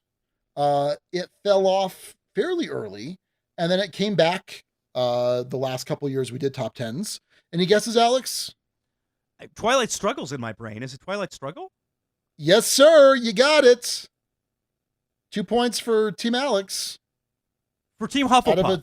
I am, by the way, I am in fact a Hufflepuff. Yeah, I know. Trust me, I know. Anyway, Twilight Struggle is a 2-player card-driven game that simulates the early, middle, and late phases of the Cold War. One of you is the United States, another of you is the Soviet Union, and there are all of these different points of interest, different countries in Europe and Africa and South America, etc. And you are trying to exert influence over them. You're trying to start coups in your enemies' held areas. There's really interesting like event plays that you do. So the cards are, again, multi-use cards. What a shocker that this keeps reoccurring, where you're playing them either for their operation value or for their event. And the really terrible and wonderful thing all at the same time is that if you are playing, if you're the Americans and you're playing a Soviet card for the operations value, the Soviet event triggers, and you have to play around that. And it's brutal. It is super brutal. So there's a lot of hand management here. There's also kind of deck management, because generally speaking, you are very rarely using your cards, whether it's a share deck, your cards for the event. Because while it may be powerful, you still want them in the deck because you don't want to thin out your events from the deck too much.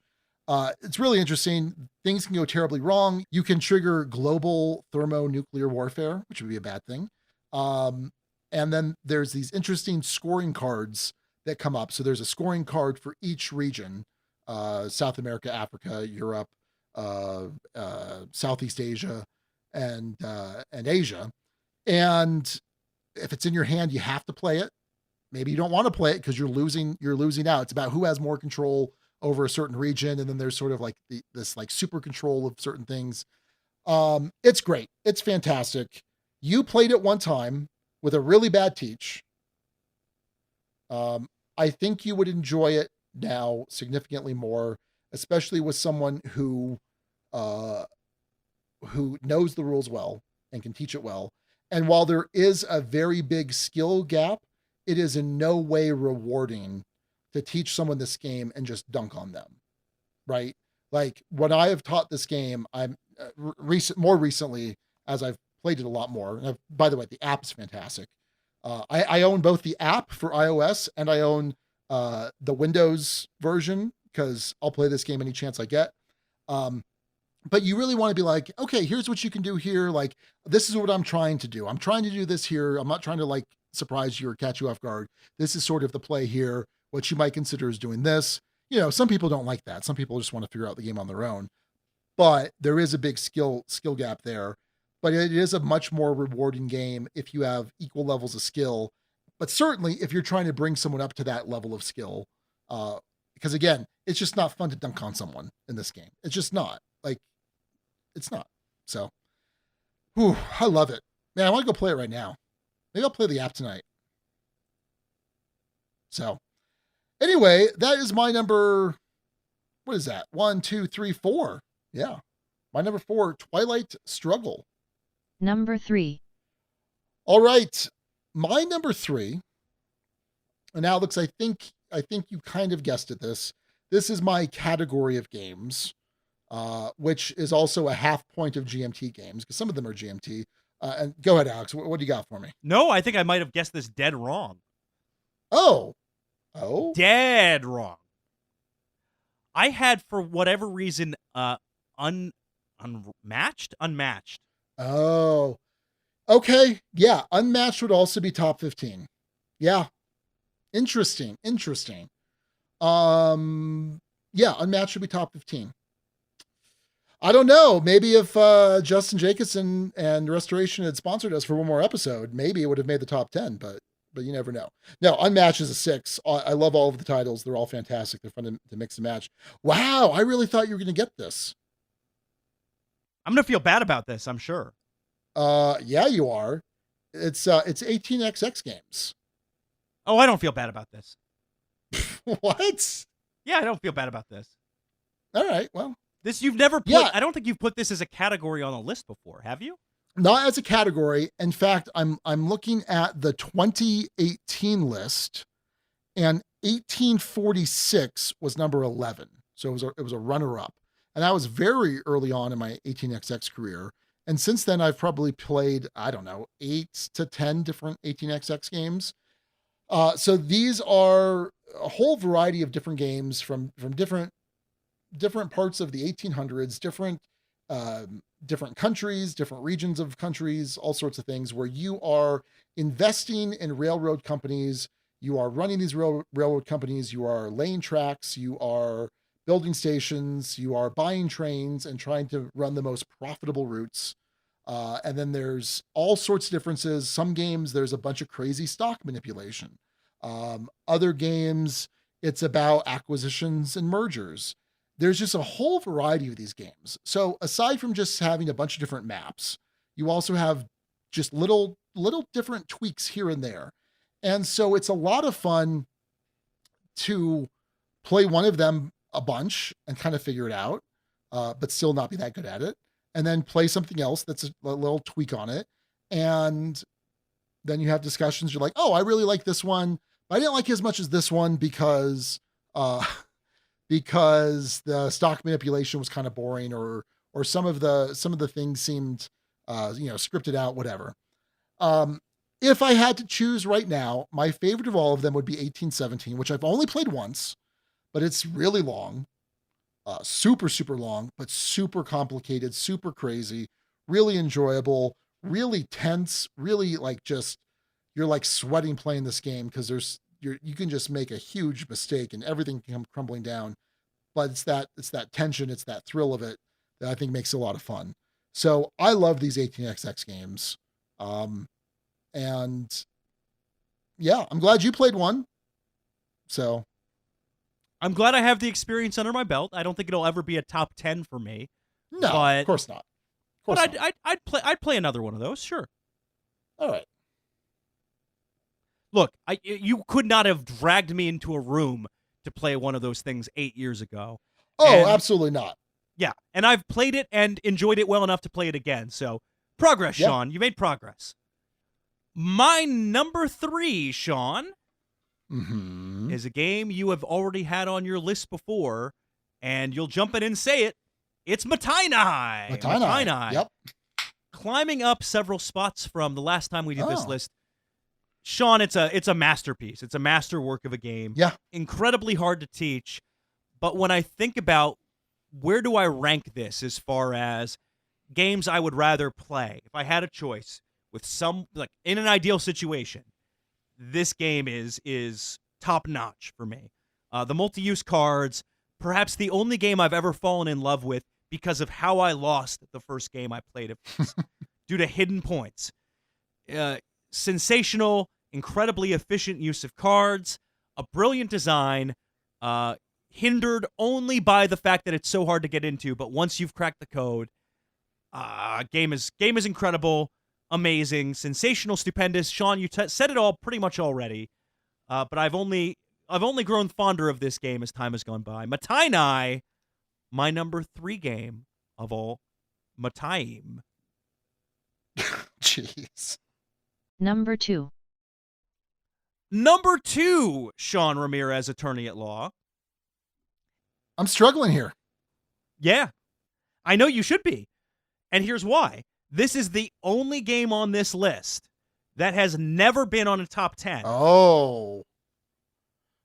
In other words, it's a game that we reviewed within the last 3 years that I thought so highly of, it has taken the number 2 spot of all time on my list. Is it one of the Azules? It is not one of the Azules. Give me a hint. Sean, my hint for this one is I think you're going to feel like a real peasant for missing this one. Oh, I know I I'm don't being know. a royal pain in how I'm describing this. The King's Dilemma? The King's Dilemma. Oh, interesting. Oh. Now, Sean, as I've talked about, and our top 10 lists define who we are as gamers. We talked about that on episode 1. We're talking about this here. And one phrase, theme, whatever else I keep coming back to is experiences.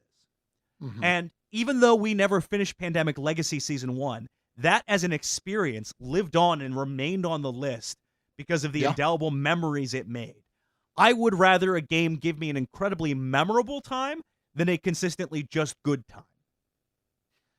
And as a result of that, I have to think about the times I played this game.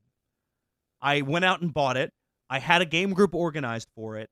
We had a consistent playthrough of this. And, oh, it was beautiful. I love when failure's fun. I love when you can screw something up and still laugh like crazy. And that absolutely happens in this game. I love unpredictability. I love changing mechanics and stories and experiences. And The King's Dilemma takes that as an experience and the best Legacy game I've played, I have already set to back as soon as it's up there, The Queen's Dilemma. It's an instant back. It's going to happen. I will play another campaign of this, and I am thrilled to do so because, man, oh man, this game good. The King's Dilemma, the only new one, and look, recency bias plays a factor in any of these kinds of lists, but we reviewed this at least a little while ago. Oh yeah, I wouldn't say that. Yeah, it's been a while. No, but this is a perfect fit thematically, play wise, not complicated mechanics, but a brilliant story, well told, and one that you helped tell and craft. I love The King's Dilemma. Had an amazing playthrough of this. Can't recommend it highly enough. If you share my taste in games at all, I think you'll enjoy this game. That's my number 2 of all time, The King's Dilemma. Alex, you got a guess for me for my number 2? Well, it occurs. I'll tell you this. It is new to my top 10. It has never been on my top 10 before. Oh, my eyes went. No one can see this, but my eyes went just so incredibly wide because there's a game. There's a game you haven't mentioned, which based on this must be number 1. And Correct. then what? Yes, you're correct. Yeah, I'm correct. I know the game that's number 1, and you know my number 1. There's no. Yeah. This is not the dramatic part of this. This Drama! number 2 is the dramatic part. Yeah. Oh, Sean. Oh. Now this would be a twist. Sean, what should be here? Oh no, it's not. Oh, your poor little heart's gonna get broken. It's not that, Alex. Well, so I was gonna. No. I think we're thinking. I think we think we're on the same page, and we're not. I was gonna say Ark Nova, which you very unfairly rated a 5. No. But Ark that Nova's that great, seemed and unlikely. again, it's probably going to be a 6. No, I thought you were thinking baseball highlights. No, I didn't think that was finally going to make its way, which is not top 15 but top 20. Yeah. I didn't think that was going to happen. Oh, Sean, am I? Oh, number 2 of all time has never been on a top 10. But it's a game that I've played before the podcast. Okay, have you finally broken rank and put in Magic the Gathering? No, that was the big thing. What? No, 2019 was the first time I put Magic on the list as my number 1 game. Oh. I tried to keep it off for so long, but it's my favorite game of all time. By the way, Magic the Gathering, my number 1 game. I'll talk about that in a second. So, Sean, I've completely Yes. whiffed here because I'm baffled as to how Kemet hasn't come up yet.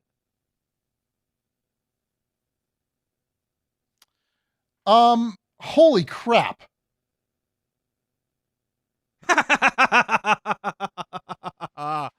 Oh, you gotta love it. I messed up your list at the last moment. I don't understand what happened because it's not that I forgot about Kemet. Kemet was definitely in the mix, and it was gonna be at best number 4. Oh God, Oh, Sean. The you roles have glorious reversed, idiot. Sean Ramirez. The roles have You reversed. glorious idiot. So basically you have an 11 game list. Where should Kemet have slotted in? Wow. Kemet would be 4. Kemet would have been my 4. Okay. Then I know what your number and- 2 is. Your number 2 is Warhammer 40K. I have. You botched this so. How am I the prepared one?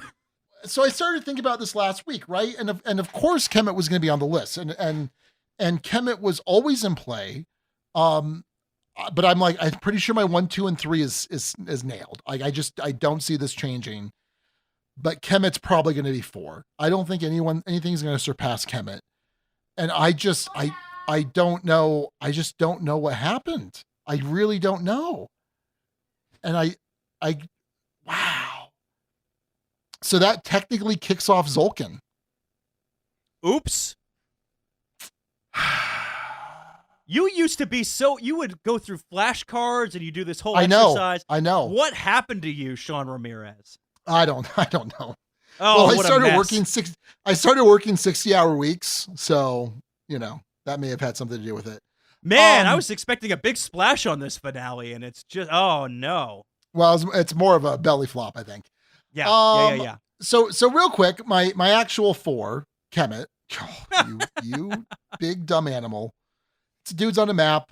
It's a hybrid Ameritrash and a Euro game. Action selection, Egyptian theme with the cool Egyptian monsters. There's a certain engine building that occurs, and I'm also really good at that game too. I probably have like an 80% win ratio. So, all right. My number 2. Wow. My number 2, yes, Alex, is Warhammer 40,000. This is a game that I have now been playing for over 20 years, although with a very large hiatus in between. And it's something that I just invest so much time, energy, love. I love painting. I love taking these stupid little toy soldiers and painting them up and converting them and making them my own. I love putting the effort in and then going to a tournament or going to a shop and then putting my army out and having people ooh and ah over them. Cause I'm also a really good painter. Not as good as I used to be. I used to be much better, but I'm getting back. I'm getting my skills back. But then I enjoy the game too. Like it's a whole hobby, right? Like it's definitely something that was not at the forefront of my mind when we started the podcast. I had kind of just transitioned out of Warhammer. Even though I own way more painted armies than most average Warhammer players. I mean, there's just such a significant, like I said, time, energy, investment, love that goes into this game. Especially if you enjoy the hobby and the painting, the building, all of that, which I do. And then there's the game itself. And the game itself is sometimes really great and it's sometimes really awful. It's on its 9th edition right now. And, I'll moan and lament about certain editions, how terrible they were or how good they were, or this edition did this one thing right, but it did these other 8 things wrong. Like no one is the Magic and the Warhammer communities. They kind of compete for who can be the more toxic community. But like even right now, like there are things that I absolutely hate about Warhammer 40,000 9th edition. I can't stand it and I hate it. And I can't believe that, but I love it. I just do. And the lore is really fascinating. I'm currently listening through the Horus Heresy audiobooks, which I read like 15 years ago or whatever. There's just so much of this. Like I have one tattoo. It's a Dune tattoo. And the other tattoo that I've been considering for the last 15 or so years has been a certain type of Warhammer tattoo, a Chaos Star, an 8-pointed Chaos Star. So, I kind of am into something. And when I want to get a tattoo on my body of it.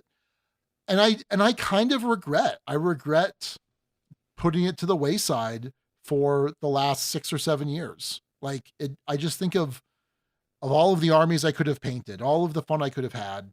And it makes me sad that that went to the wayside. So anyway, that's Warhammer 40,000. It's fantastic. It is not something I'd recommend because it's a very big, it's a very big investment of money and time and energy to understand this game and how it works and plan out your armies and all of those things. But it's kind of like that Motainai in a slightly different way. It's worth it. It's great. It's awesome. But you've got to really say, this is who I'm going to be. Like it's very much like, this is part of my identity as a person. And for the vast majority of the podcast, except for the last year and a half, I had nothing to do really with Warhammer. So, but I'm glad it's back. I'm glad I'm enjoying it. And that's my number 2, Warhammer 40,000. Well, and Sean, as we bridge to number 1, which play the sound effect. Number 1. Not a surprise, as we've kind of talked about what those games are. But I think more specifically for you, what this list reflects is what you're going to be able to focus on with your gaming time now that the podcast is wrapping up. Yeah. Yeah, 100%. 100%. Yeah, my number 1, Magic the Gathering. So the last time we did a top 10 list, Magic the Gathering came on as my number 1 game of all time for the first time. So for some reason, there had been some sort of block. So I'm like, well, it's not really a board game, so it doesn't belong on this list. This is a board game podcast. I also hadn't played it that much. So again, just like Warhammer, around the time Chewy was born, around the time the podcast started, I had transitioned away from Warhammer and Magic because there's a lot more investment of time involved with that in a certain sense, right? Like certainly the board game hobby itself is a huge investment of time, but you kind of get to, dip your toes into a bunch of different games, right? And, it's much easier to teach someone a medium lightweight Euro game than it is to teach them how to play Magic or Warhammer. Well, maybe not Magic, but anyway, the point still stands that I said, okay, I'm kind of transitioning away from these super heavy investment of time and energy and money too. Although again, board gaming is not cheap. I need stretch the imagination. But in 2019, when we last did this top 10 list, I said, I don't know what the deal is. Like this probably should have been my number 1 game every year that we did our top 10 list because I love Magic. Magic was so fundamental into me getting into gaming when I was in 7th grade. It was just foundational to who I am as a gamer. And while there were periods where I would get out for a couple of years and come back in and then get back out, it's just sort of been a guiding light in my gaming life. And it's something that I enjoy so much. And I enjoy that there are so many different ways to play, especially now. I mean, MTG Arena has its faults, but it's really simple and it's really easy and it looks good. There was there still is another Magic online client, MTGO, Magic the Gathering Online, and it's clunky. It has a lot more options, a lot of different ways to play, but it's super clunky. Arena is just it's sort of like an answer to Hearthstone in a lot of ways. And so the fact that I can draft fairly inexpensively several times a week, the fact that I can play standard, one of the current format of current releases without having to invest several $100s in a deck and go play it out in the wild is awesome. The fact that I can play Commander, which is my favorite format, and I've got like 15, no, I've got like, that's not true, like 25 or 30 different Commander decks. Like there's just so many ways to play it, so many ways to enjoy it. There's the collecting aspect, there's the art aspect, there's the nostalgia aspect. I mean, I love seeing old cards and old frame cards. Like there's a big thing right now where a lot of the current cards are being quote unquote updated in the old school frames, right?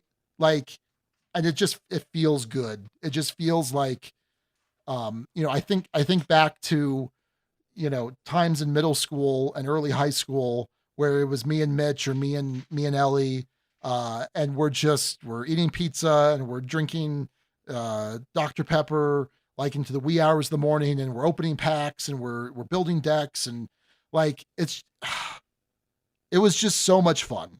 Like, and it was awesome. And now that has matured and grown and turned into something else. And but Magic is, I mean, it's just my favorite game. It's just my absolute favorite game. I mean, I'm definitely investing more like on a minute by minute basis into Warhammer right now, but it doesn't change the fact that like, if there is one of those two that I will be playing until I die, it will probably be Magic. It'll probably also be Warhammer, but I love them both. But Magic is my number one game of all time. Alex, tell us about Baseball Highlights 2045. Baseball Highlights 2045, last mention. Oof. Yeah. I get you in the fields, Alex. Yeah. So, Sean, this is one that I discovered at the first ever convention I went to, Dice Tower Con in Orlando, and it hit me in the heart, and it never let go. And it's led to so many cool connections. Mike Fitzgerald, who sent along a greeting, which, by the way, for all of the celebrity greetings, I haven't heard any of them as of the time of this recording. We'll listen together to the guild ones, but I haven't heard what Mike had to say. But he was kind enough to take the time to upload it. I'm going to listen to it when the episode drops and kind of let everything soak in. But I had a lovely conversation with him in telling him that this was coming to a close.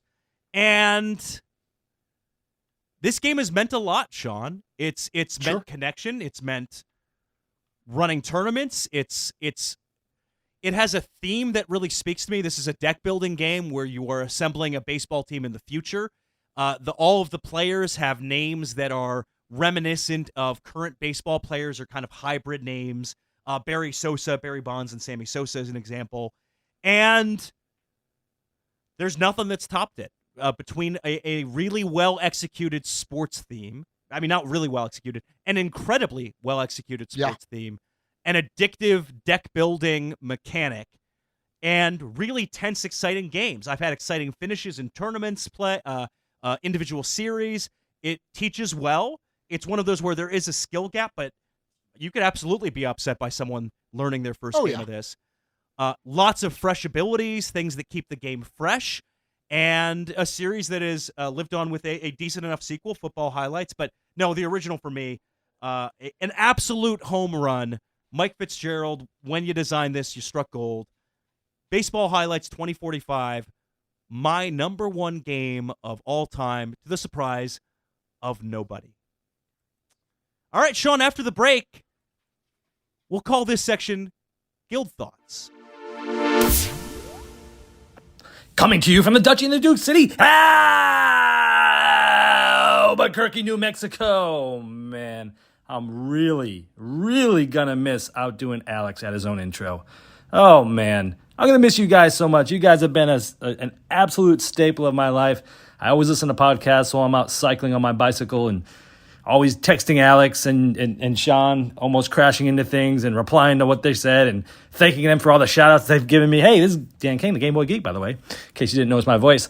I've been just loving listening to you guys. Every other week, you've just been a part of my life, and I'm really, really going to miss you guys. I love the banter. I love the messing with you guys offline and giving you guys crap about what you thought about reviews, and love that I could help you guys out with rule schools and help you learn games faster. Thanks for all those shout-outs. Gonna miss the Guild number 2008. Yes, I listen all the time. Anyway, guys, look, it's really sad. I know that you guys are going to be in a new chapter of your lives, and I know that you both are going to do anything that you guys put your mind to. You guys will be doing it in an amazing way, and I'm glad that this is ending the way it is, with you guys continuing to be great friends, which might have went a different way from Alex's good old Margaritaville night, which was probably my favorite episode of all time. But I've really enjoyed just you guys, not only your podcast, but you in person, the friendships that we've had both online and in person, the conversations we've had of both games and personal life. And you guys are more than just a podcast to me. You guys are friends. And I'm really going to miss you. I will still be reaching out to you guys on a regular basis anyways, but I will be missing everything about your podcast. I'll be missing the banter. I'll be missing the names of the episodes and the music. I love the music of the little, when people are coming up with the names at the end. And I love the little like 8-bit sort of intro. I'm really going to miss all those things, but I'm also going to miss the double box cars and just everything. And even adding Abby towards the end of the road here.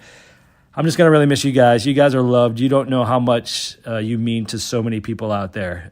You really do make a difference in people's lives. It's just, your podcast has been amazing. It's been a long run. You guys have been on the top for so long. And I just want to thank you guys for all your hard work and allowing us to enjoy the fruits of your labor.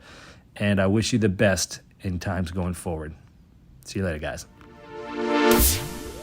Hey Dukes, this is Chris, formerly of Foot the Table, just reaching out to welcome you to the Retired Podcasters Club. Your crushed velvet jackets are on the way. And as a listener, I just want to thank you for all of your hard work on Dukes of Dice. Hundreds of episodes is no joke, and you've really left your mark on the board gaming hobby. And so I hope you'll take this opportunity to really re-engage with board games just as a fan. No reviews, no deadlines. I promise you it's well worth the experience. And I hope we hear about your adventures in the future. Talk to you later. Sean, a core part of this show from fairly early on, not the beginning, but from fairly early on, has been our Board Game Geek Guild. And we wanted to make sure the guild was heard from, heavily incorporated as part of this final thing. So there's another way we're acknowledging that a little bit later on. But for now, Sean, we had the idea of having a folder where folks could upload some thoughts about the show. And so we've been collecting those, gathering those, and you've heard some of them. I haven't heard them yet, but we're going to kind of listen to them one at a time and kind of respond and interact and thank folks. And there's more than who we'll hear from to thank. As Josh Acosta, Duke Joshua, as he would prefer to be referred, longtime supporter of the show, chimed in with some lovely words on the guild. We're not going to go through and read all of those thoughts, but also received some great private messages from folks who never contributed on the guild through Board Game Geek, thanking us for the show, and really appreciative of everyone who took the time to do that. But it's an audio medium, so let's dive into the audio. Sean, who's first up? Yeah, first up, we've got, I believe, BJ from Board Game Gumbo. Let's hear what he has to say.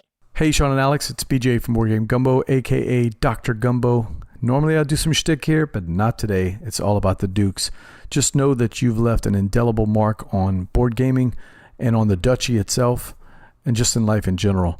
To me, this episode will always be called Boxcars in my mind, because the entire run of the Dukes of Dice shows that you guys scored boxcars in friendship, boxcars in board gaming, and just boxcars in life itself. So, until next time, Duke you later, and game on. I'm a little bummed I didn't get a laissez le bon temps roulé from Dr. Gumbo, but aside from that, a heartfelt message, and look, met some wonderful people through this show. BJ is definitely one of them. He helped demo when I was at Gray Fox. We played a ton of online games together, baseball highlights tournaments, and just an overall good dude. Phenomenal knowing you, BJ, and thanks for taking the time. Yeah, buddy, appreciate it. Thank you so much. Yeah, I got nothing else to say other than what you said. BJ's been a great guy.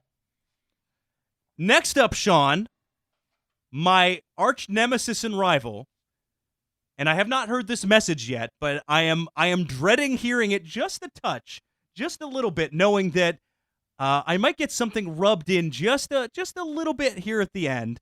This is from Baseball Highlights 2045 champion Philip Millman. I wonder if we'll hear about this. Two-time champion? Is that right? Two-time champion.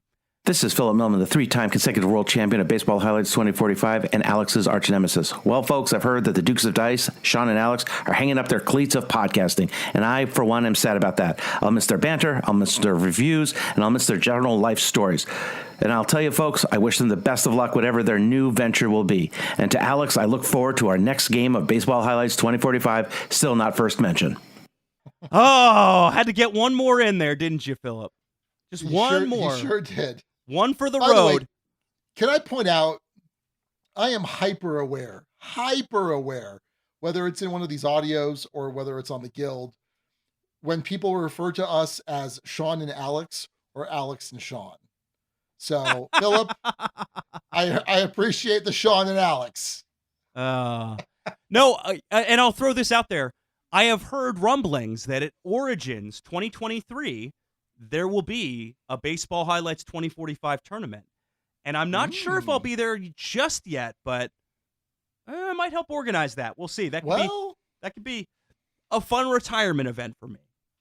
Just saying. Sure. What do we got next, Sean? Yeah, next up we have King Everything is Splendor. Let's hear what he has to say. King Everything is Splendor here. Sean and Alex, thank you. Thank you for the enjoyment, excitement, and laughs you have given us over the years in this amazing hobby.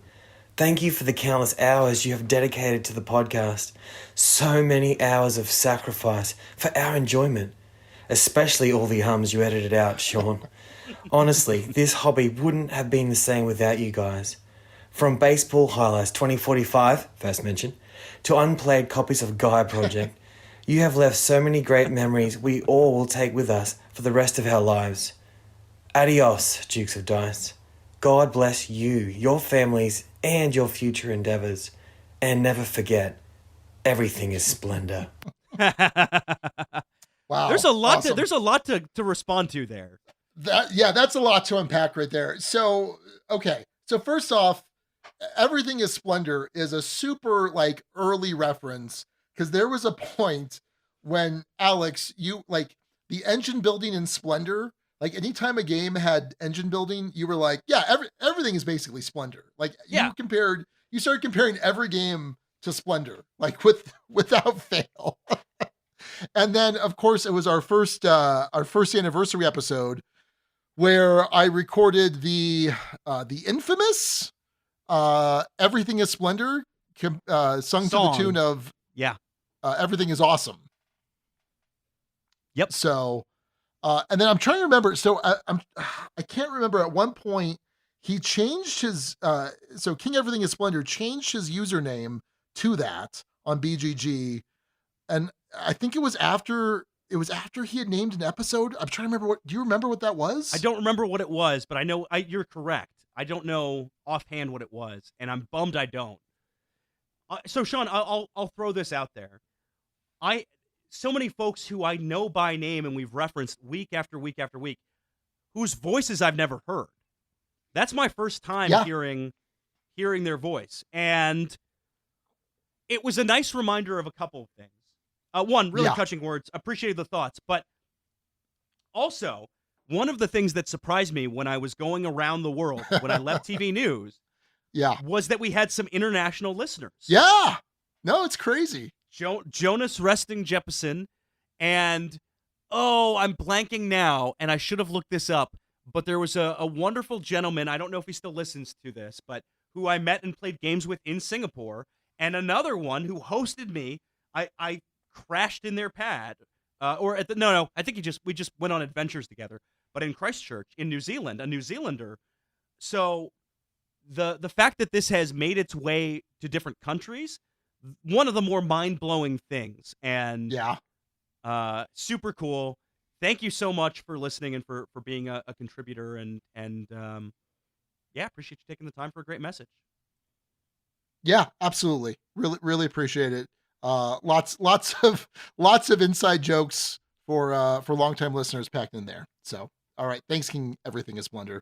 All right. Next up, we've got Damian Perry, longtime listener. We've gotten some games in with him at conventions. So let's hear what Damian has to say. Hello, this is Damian from sunny Florida. I'd like to thank both Alex and Sean for entertaining and enlightening us about board games for the last few years. Enjoyed meeting you at Dice Tower Con East the last couple times, and also enjoyed getting my butt kicked by Sean and Kemet. But I look forward to hearing you guys in the future, and all the best to all you do. Thanks. Oh, your games of Kemet at those cons made me less likely to want to ever play Kemet. Well, you had a bad experience with Kemet. I mean, we played a 3-player game, and I had just learned about the super combo, and yeah, it was bad stuff. But no, yeah, Damien's a great guy too. Really appreciate him. He's been listening like early on. I mean, maybe not quite the beginning, but really, really close to it. And he's someone that, especially once I start getting back out there and at conventions, definitely love to get some games in with him. Because he's definitely a good guy. The interesting thing, he said, and I've heard this from other people too. Thanks for entertaining us over all these years. Do you remember how nervous we were when we published episode 1? And we were like, we were just watching the numbers of downloads and we're like, oh, 14 downloads. That's awesome. And it still boggles my mind that there are people out there that want to listen to us be idiots. So, Chewy liked that. Chewy just laughed at that.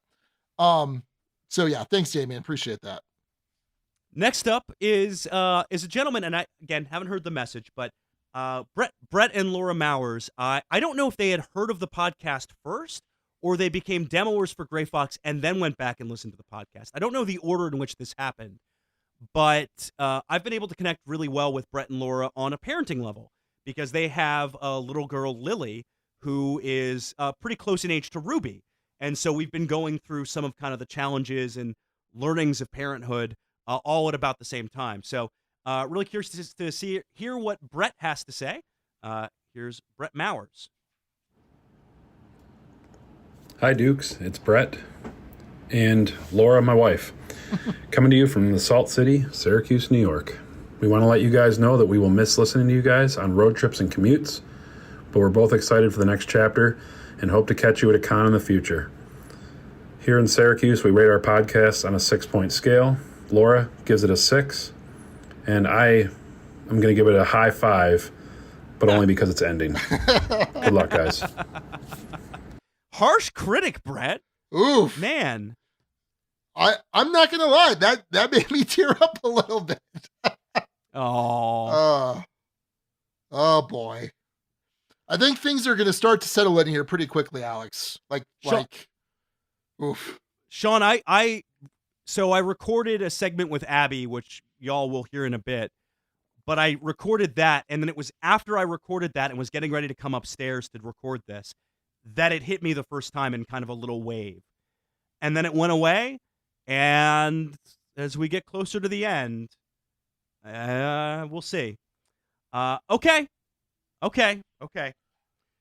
Next up, the name father, Steve O'Rourke. Given that name fairly early on in the show's history because we couldn't come up with a better name for the name father. And the name, the tragedy of the name father was the name father could not name himself. I had a chance to meet Steve at PAX Unplugged face to face, and have been in chats ever since. Congrats to him. He just got a new job relatively recently. Yeah. Tenure track professor. Incredibly intelligent guy, as everyone knows on the Guild, from just the incredible cleverness he brings to everything he does. And have enjoyed playing games with him when I have, and he's been a relentless source of support. Really, really excited to hear what he has to say. Absolutely. Hello, Sean and Alex. It's Steve O'Rourke chiming in with my 2 cents on your reign as our Dukes of Dice. For many years now, I've been listening to the podcast, active on the Guild, chatting with you both online, becoming friends with fellow listeners, and even joining in on Dutchy bachelor parties and birthday celebrations. As you have decided to bring down the curtain on the podcast, I want to thank you both for all you've done for me individually and for all the others who have been with you along the way. You created a space that informed me, entertained me, and gave me room to grow in our hobby. More than that, you taught me that the virtual space is not a retreat from so-called real life, but another pathway to genuinely reach out and find like-minded, good-hearted people next door and around the globe. You've made my world wider and better, and I'm grateful. We will do more than just keep in touch, I promise. And there's an open invitation to both of you for CabinCon, ChutCon, or whatever gaming events our crew puts together. Wishing you and yours all good things, and I'll see you soon. Oh, that one hit me. Oh, Steve, that one hit me. Oh. Woof. He's such a genuinely good guy. A generous spirit would be how I'd describe Steve. And he reached out to me earlier today. I haven't responded yet. Today was a crazy day at work, but he just reached out and was like, "Hey, how you doing with things wrapping up? Just wanted to like check on us and see how we're doing with everything." So Steve, I will have had responded to you by the time you listen to this. But no, he's got a way with words, right? Like that's why he's the name father. So I have not had an opportunity to meet him in person or to game with him. And we'll have to rectify that at some point. Obviously, I've interacted with him online, interacted with him on the guild over the years, and yeah, he's been a big cheerleader for the Dukes of Dice for a long time. So as I mentioned to him, and so as we were talking about Zolkin and playing through that, I had mentioned that he absolutely looked to me like Brent Spiner. I thought it was Data in our booth at PAX Unplugged. And so he thought it was incredibly funny that I had cooked up that cameo for this episode. So it was a nice little overlapping thing there. So nice message. 2 left. Sean, have you heard this one? I have not heard this one. So we didn't order these intentionally. These are just kind of in whatever order they showed up. But our joke going into this is that BJ Rosas told Jack, his son, "Hey, you better record a message for the Dukes, or I'm going to be upset with you." So let's give this one a listen. It's Jack Rosas, who former Dice Tower Baseball Highlights 2045 champion, a title I have never won. I've never won one of those tournaments.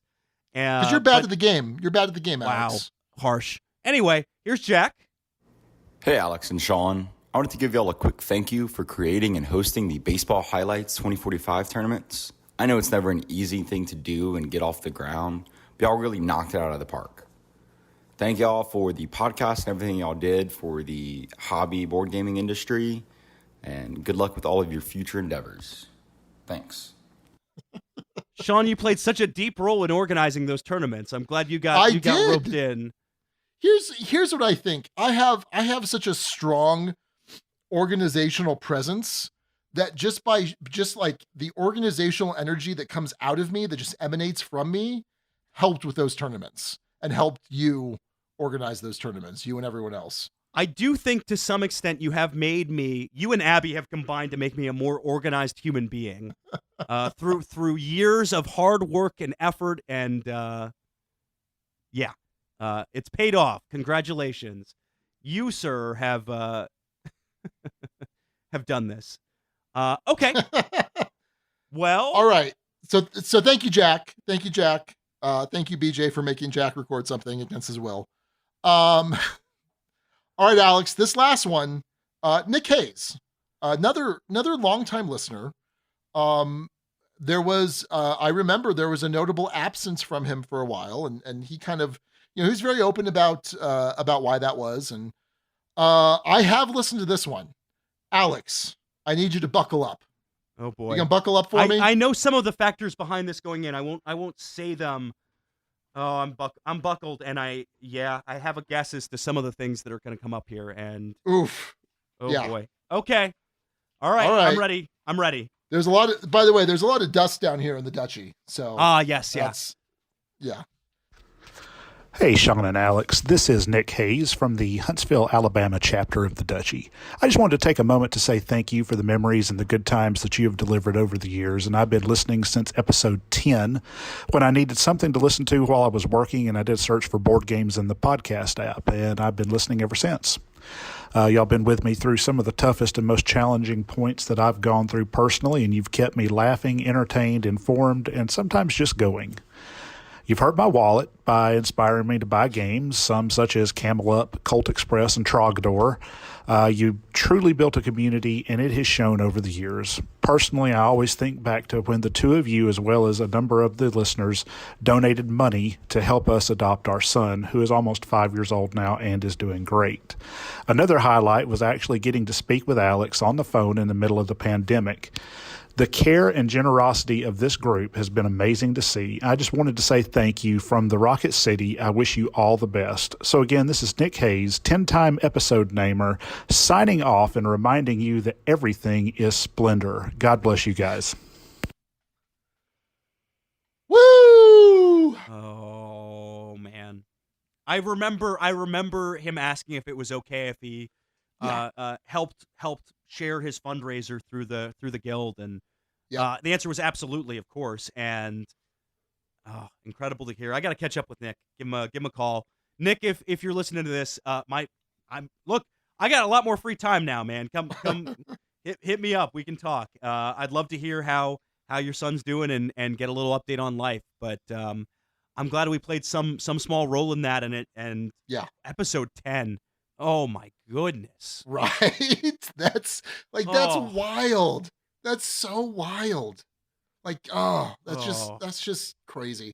So the other thing too, right? Like the whole, obviously there's a lot of stuff there, a lot of like really like heavy, emotional, awesome stuff. But even to just be like, have this pride in being a 10-time episode namer, like it's such a stupid thing, right? Like there's no prize. There's no, like, it's just bragging rights, right? To be like, I named a Dukes of Dice episode, or I did it 10 times. Like, that's so awesome. Like, that's so cool. I got to say, as you know, an alternate personality, Sean Connery, it does feel good. So I get it. For some different reasons. No, Nick, thank you for taking the time, Nick, both to listen, and to send that. That got me. Wow. Yeah. Okay. Yeah. Okay. Sean, before we get to the final state of the duchy here, honorable mentions with a little bonus twist at the end. Let's go through the names first, and instead of doing a top 6, we're just going to do all the names for a reason that will make some amount of sense. Yeah. So, Blaine Miley suggested the ducal we must be going, and we've referred occasionally to the ducal we as something on this show, so a good reference at the end. Yeah, and then of course we have the alternate title for Alex Pistecki. So he of course named the actual episode, which is Duculator, everybody. And his other suggestion was Game On, which is how you end the sign off. Yeah. Oh, what's it called? What's it technically called? It's not the sign off. It's the credits, right? It's how you the end outro, the credits, the credits, tagline. I don't know. Yeah. Good job, Alex.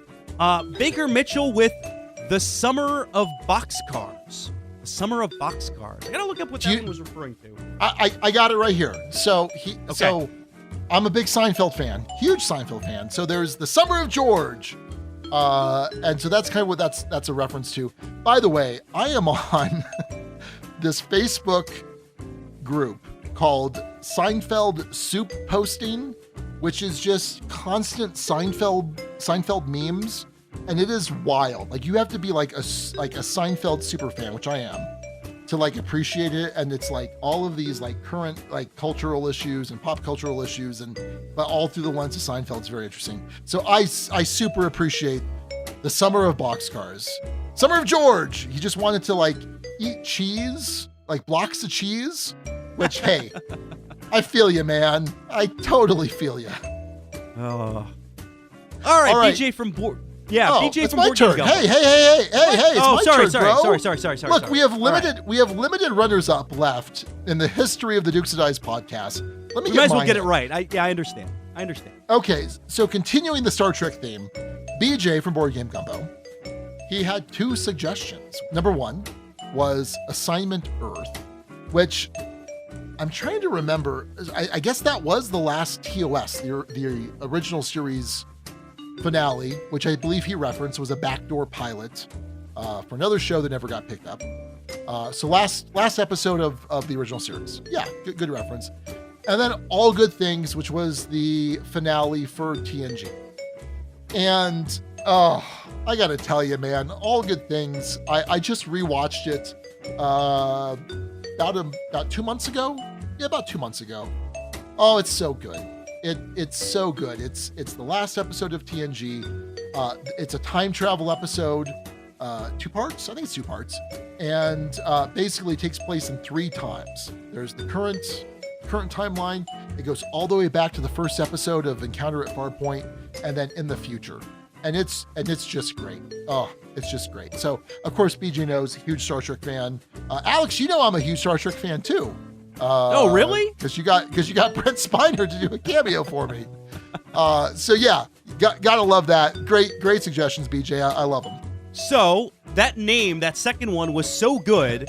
Yep. Berkey did a whole video with that name, and Chris Holm, local Albuquerque contributor, Chris Holm, who I just saw when I was back there for SeanCon not terribly long ago, also suggested All Good Things. So a very popular name. Nice job, Chris. Yeah. There you go, Chris. And Chris, I would say Chris has been another, especially local, cheerleader of the Dukes of Dice. So appreciate you, Chris. You're a great dude. Love you, buddy. All right. And then the name father himself, Steve O'Rourke. He has 3 options here. I mean, we're breaking tradition here, right? This is the last honorable mentions. So let's just get them all in. So number 1, abdication disorder, which is a riff on what, Alex? Acquisition disorder? Yeah, which we sort of stole somewhat from from the Secret Cabal, but then you put a twist on it, and I think okay, I'm gonna do my impression of you from one of the early episodes, saying acquisition disorder. You ready for this? Yep. You ready? Yep. Acquisition disorder!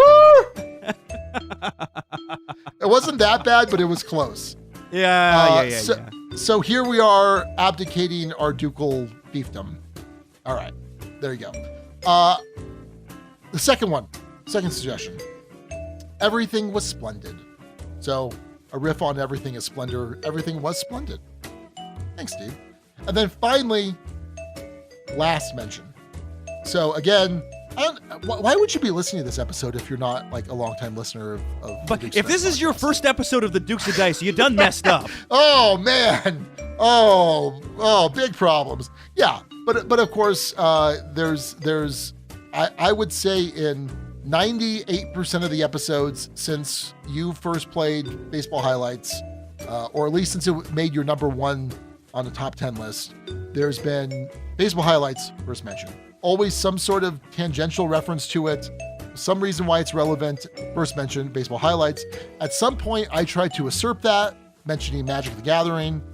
Never quite took off, and it waned in recent years. So good job, Steve. Excellent title suggestions. King Everything is Splendor, whose voice I now have heard. Duke Highlights 2022 final mention, and some Baseball Highlights love in there. The highlights of 2022 are us signing off 8 years later. Nice job. Yeah.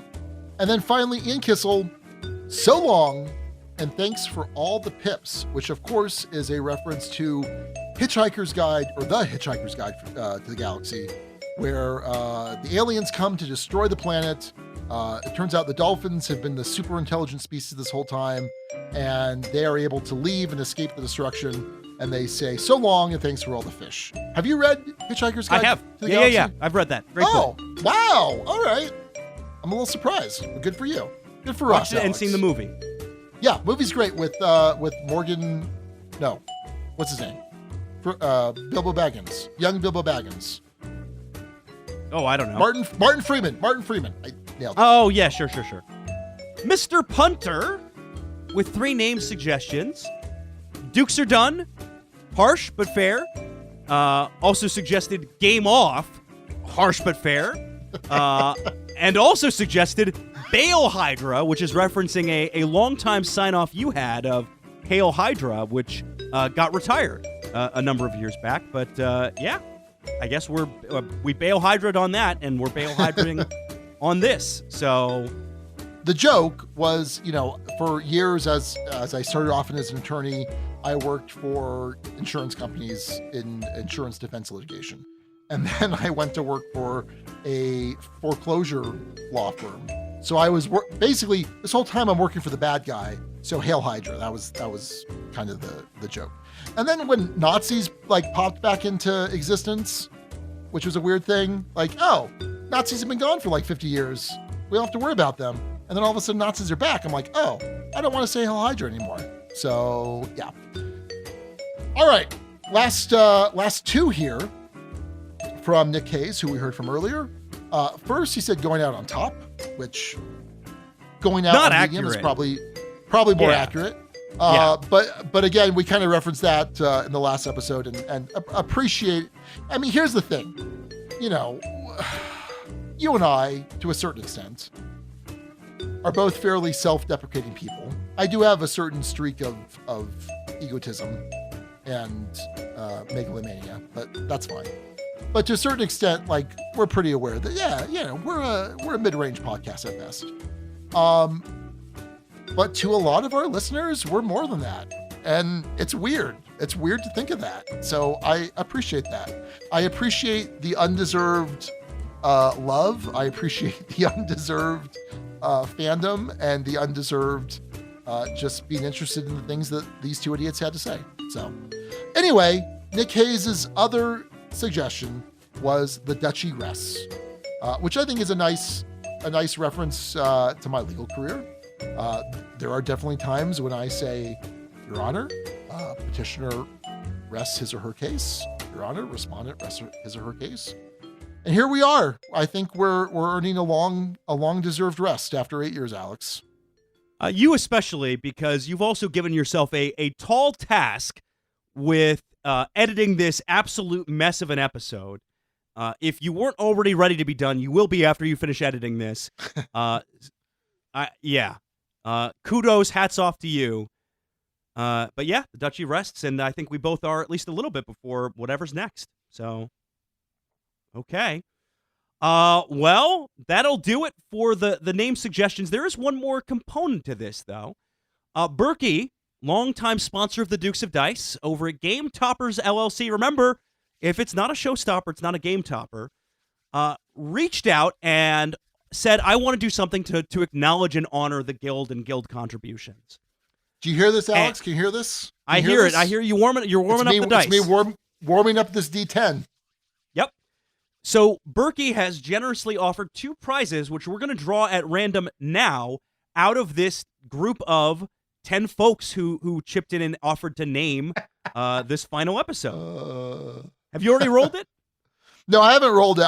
I was remembering the time when you were on your walkabout, and I was doing the Dukes of Dice Daily on YouTube, and we did this. We did a giveaway. I think it was from our former sponsor TMG, the now defunct TMG, and it was a random draw, and I accidentally randomly picked Matthew Ward, our buddy Matthew. Oh no! Yeah. And I was like, well, that's awkward. That's probably not going to be a thing. And I'll get Matthew something else. And I'm going to reroll now because he shouldn't have been picked for that. So that was funny. Good stuff. Oh man. Okay. Luckily, I think any one of these 10 folks perfectly fine receiving this. So yes, here's what we got. We have 2 prizes. I'm going to tell you the runner-up prize, and we'll roll for it. Basically. Yep. In the order we just read those names, that's 1 through 10. So Blaine Miley, you're number 1. Alex Bistecki, 2. Baker Mitchell, 3. BJ, 4. Chris Holm, 5. The Name Father, 6. King Everything is Splendor, 7. Ian Kissel, 8. Mr. Punter, 9. Nick Hayes, 0 or 10, depending on how you want to read that. And your prize, if this die rolls in your favor, is you get a game mat of your choice from Game Toppers. Sean. Thanks, Berkey. That's pretty sweet. Roll the die. All right. I have here, Alex, in front of me, a very simple D10. It's just white with black letters. Earlier, Chewy was down here. She was organizing basically a pound of dice for some reason. I told her, bring me a D10, and she recognized this right away. Truly, she is my daughter. All right, here we go. The D10 says that the runner-up prize goes to number two. Number two, who is? Number 2 is Alex Bistecki, who names the final episode and comes away with a prize. Nice job, Alex. Lots of great mats to choose from, including mats from Vincent Dutray, or art by Vincent Dutray. So good stuff. Good stuff. So then what's next, Alex? Are we done? We're done. I'm done rolling this dice. I'm going to put it away. You got to roll it one more time. And if 2 comes up, you're going to have to roll it another time. And if 2 comes up again, you have to roll it another time after that. That's true. This Sean, is for $250. What? $250 gift card to Game Toppers LLC. You can buy whatever $250 can buy you from the shop. Come on. Yep. So Berkey's losing his shirt on this here. Come on, people. Yep. He's gonna have to sell a lot more Happy Mouth spice to make up for it. Oh my goodness. Listen, Actually, one word on. Yeah. I'm due for some more Happy Mouth. I bought like a 2 or 3 pound thing about a year ago. I'm due for some more. I'm gonna put another order in because it's good stuff. It is good stuff. Not an official sponsor, but an unofficial sponsor. No, before you roll it though, I will say this about Berkey.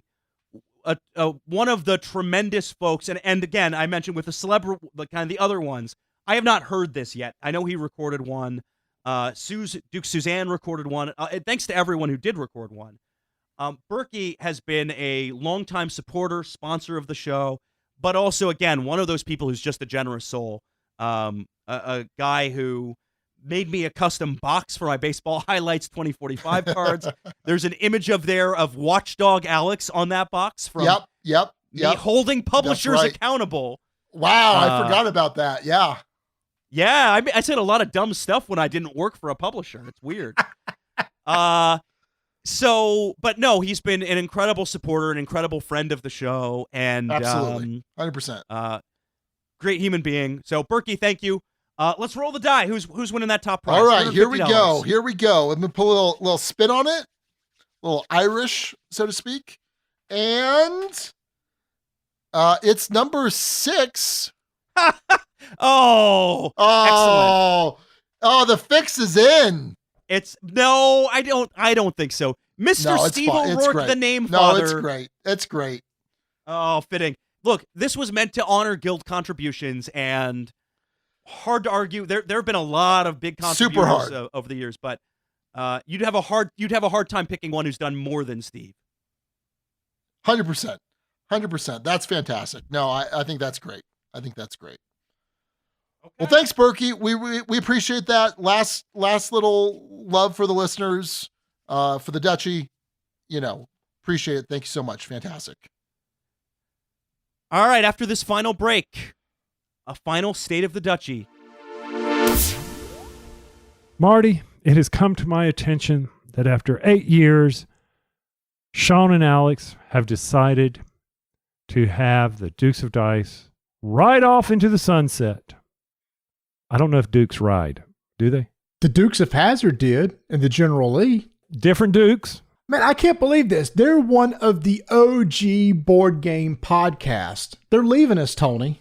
I know. Okay, so when they first started up, I was like, always when I would listen to them, I'm like, ooh, they did this. How can we make our show, Rolling Dice and Taking Names, better?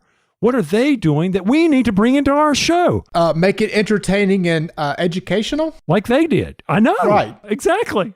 And still 10 years later, we're still trying to do that. Absolutely. But more importantly, I don't know who's going to announce Tony's Squirrely Award for Best Game of the Year. They've done that for me. Well, you know what we could do is you can always make them honorary presenters at our show. Yeah, if they could find the time, yes, I agree with you. And I guess next year for the show, when we do an in memoriam segment, we can do Dukes of Dice. In memoriam. That is the one part of the Oscars I actually watch. So sad. To see who died? Yeah, it reminds me of just how old I am. Anyway, Alex, Sean, we're going to miss you guys. Thank you for 8 years of gaming podcasts. If you ever want to come on and just share your wisdom, what you've played, The door is always open here at Rolling Dice and Taking Names. We'll welcome you anytime. Just reach out. We're here for you, man. Thank you for all that you've done. Thanks, Alex and Sean. Y'all are the best.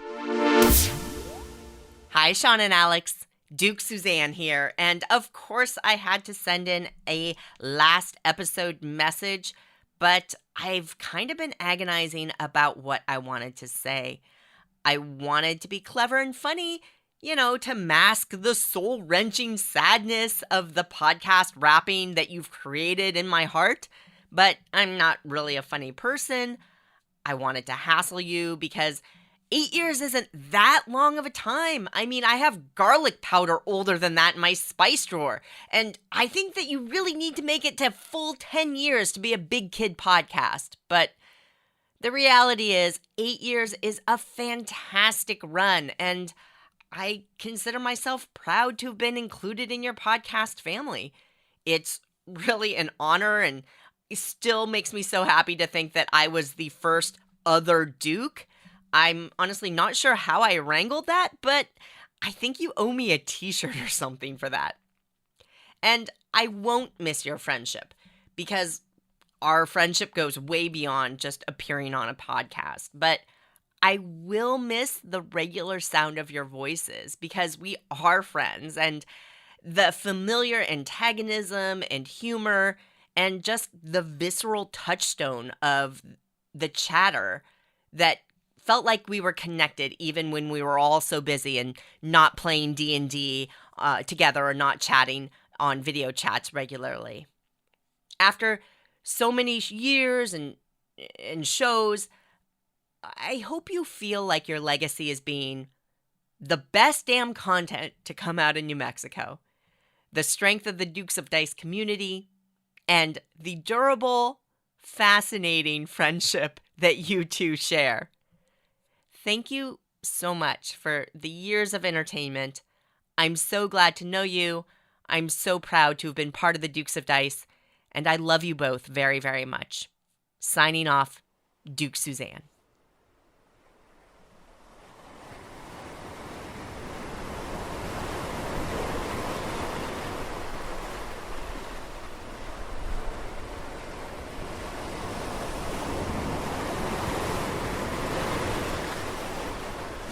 All right. Well, it is the final State of the Duchy, a tradition that we started with the first episode.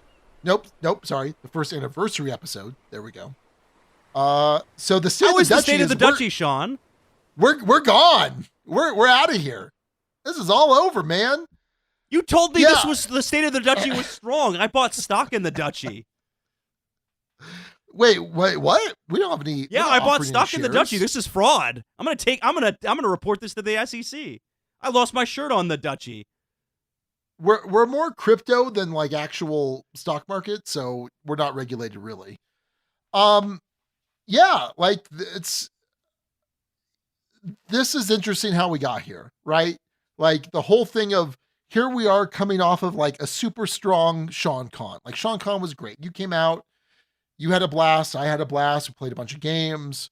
I wasn't expecting this. I was thrown for a loop.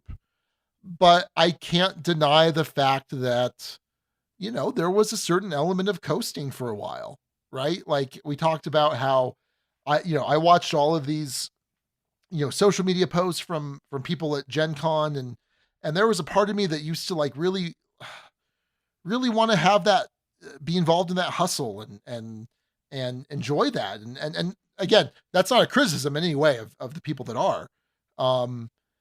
It's just I don't have the room for that. I don't have the energy for that. And so yeah, I mean I think in a lot of ways this was good timing. This was probably a good idea. And I think, we joke about we're certainly not Seinfeld. Man, so much Seinfeld references. But in a certain way, we're going out on top. Our top, right? Like so I look back and I think, man, we put something together for the last 8 years. Like that's not insignificant in any way, shape, or form. There's been a lot of board game podcasts. There's been a lot of podcasts. I feel like SNL has some sort of like sketch about podcasts all the time. There's a sketch about like the father son podcast set. Like they don't know how to interact, but they can podcast together. I don't know. Whatever. I don't know what I'm saying.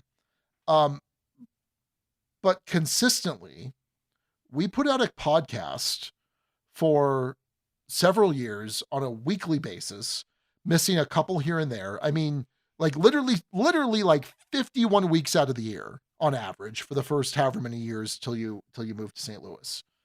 And then even then, a bi-weekly podcast for another 4 or 5 years, whatever. Like it was something that we both made a priority.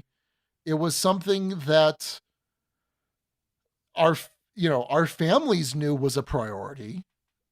Sometimes reluctantly, but sometimes often supportively. Often, let me say that often, at least on my end. And I'm sure you would say the same about Abby. Less so about Jillian. By the way, I love Jillian. Jillian's fantastic. But it was like we set out to do this and we did it. Like we didn't go months without an episode. We didn't it was a priority that this happened. It was a priority that we purchase the games or reach out to companies early on, later on, not so much. It was a priority that we get the games in. We laughed when things went poorly and whatever. I'm really proud of what we did. I'm really proud of this community. I'm really proud that there are people that care enough to tune in every other week at this point to listen to what we have to say. Like it's wild.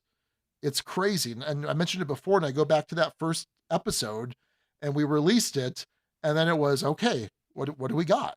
Who are people actually listening to this? And it takes time to build an audience and it takes time to, build a rapport with each other and whatnot. But I just feel like when all is said and done, I can be really proud of the work that we did and how consistent we were.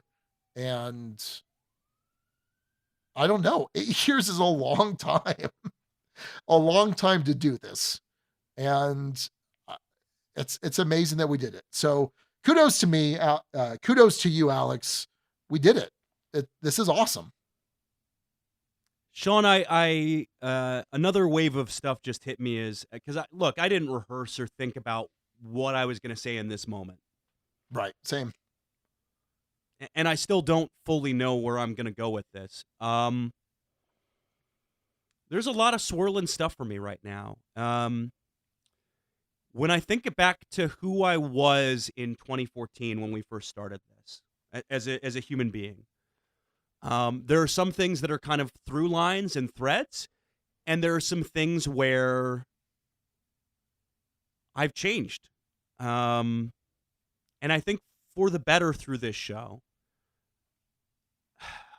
I mean, aside from the conversation with Abby and moving to St. Louis and don't have that specific part of my life, beyond all of that,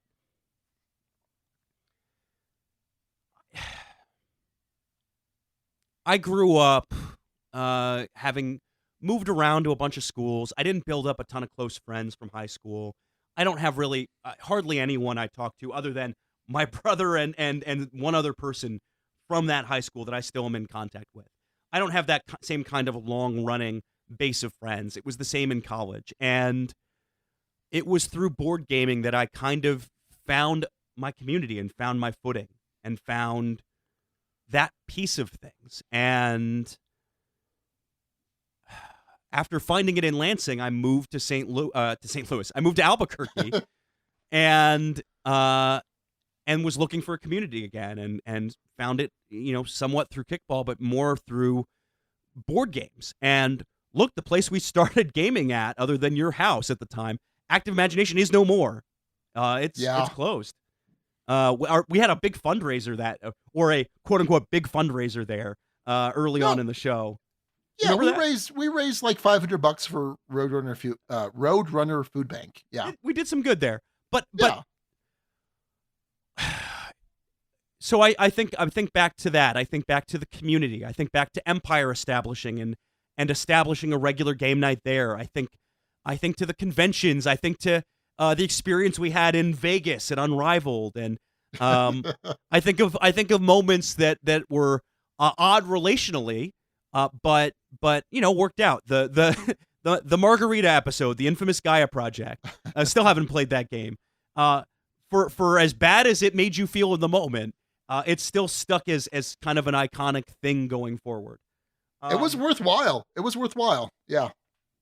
It was worth the pain, you're saying, in hindsight. But I think so much of my identity through high school and beyond into 2014 when we met and started the show was as broadcaster. I was going to go to college. That was the thing I was going to do. That was who I was going to be. No change, no pivot, no anything else. And I knew there were other elements of life I wanted in the future, a wife, a kid, a thing. All of that was in the future. And to find a community to be accepted in. I think we're sort of on the wish list, but at the core there was broadcasting, which is, if I recall, why you approached me in the first place was the broadcasting piece of things. And yeah. It was one of those things where there's a concept that's come up for me multiple times. And it struck me as the lesson in, I think, how I've changed the most and what I want to take forward in my life. And it's kind of the ultimate thank you to you, in a sense. There's a concept of the difference between passive responsibility and active responsibility in something. And in 2014, I would say I was passively responsible for the Dukes of Dice podcast. Yeah, we built this together, but it was with me kicking and screaming more often than not. It was you bringing me to things. It was you pressing the issue. It was your force of will that had us build this thing. And I was there, but it was you carrying 95% of the burden, 95% of the burden. And I don't know if it was ego, lack of maturity, lack of investment, whatever else, but it took some time for me to come around and become truly actively responsible for what we were building together. And especially after I came back from the trip and as more burden came onto your plate, I took pride in trying to take more on, in taking a more active role in arranging stuff and reaching out to sponsors and jumping on the guild. And to me, that arc kind of behind the show, as much as anything, is sort of my own arc and lesson in being actively responsible for growing something and taking the wheel and building something beautiful. And I still would say I don't put in quite as much work as you do, even now. I think it's impossible with the edit, especially this edit. But I think you, through this, have taught me to deeply invest with your whole heart. And I can't thank you enough for that. Beyond the friendship, beyond all of that, the amount of passion, effort, drive, heart, all of that you've brought to this, whether it's gone down recently or not, doesn't take away from the force of will you were to get this to where it was. And I feel so lucky to have had you as a partner for this. Because it doesn't happen without you. And so honored to call you my friend. And hope I can be the kind of dad you are as I dive more into this journey. And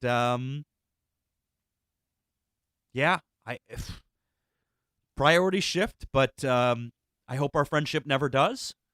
And I look forward to seeing you at many, many Sean Cons to come. But you've helped me grow as a human being, Sean, and this show and all of its listeners and all of this have helped me grow as a human being to where I am more than a broadcaster. I'm more than any of those things. I'm just a well-rounded human being who's a dad and so many other things now. And you've been such an integral part of that journey, and I hope you continue to be, even if it's not us recording every couple of weeks.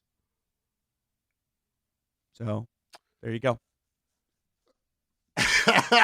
Okay. Those are words that you said. Those are things that have been said. Well, man.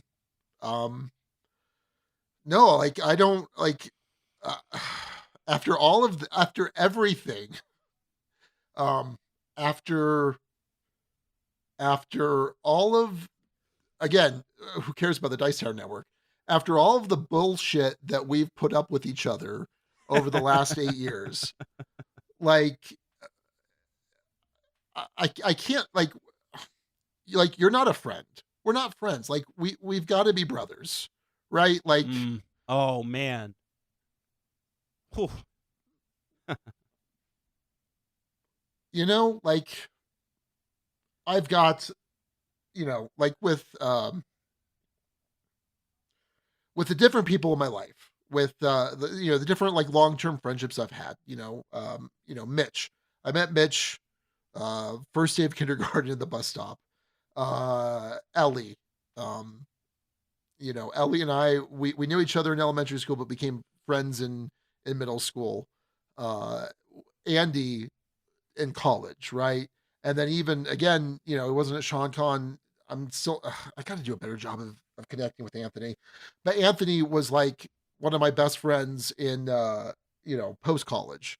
And I look at those relationships and I just feel, you know, I feel richer for them, you know, and then like, and then there's us, like, God damn, like excuse me, people of faith, I apologize for that.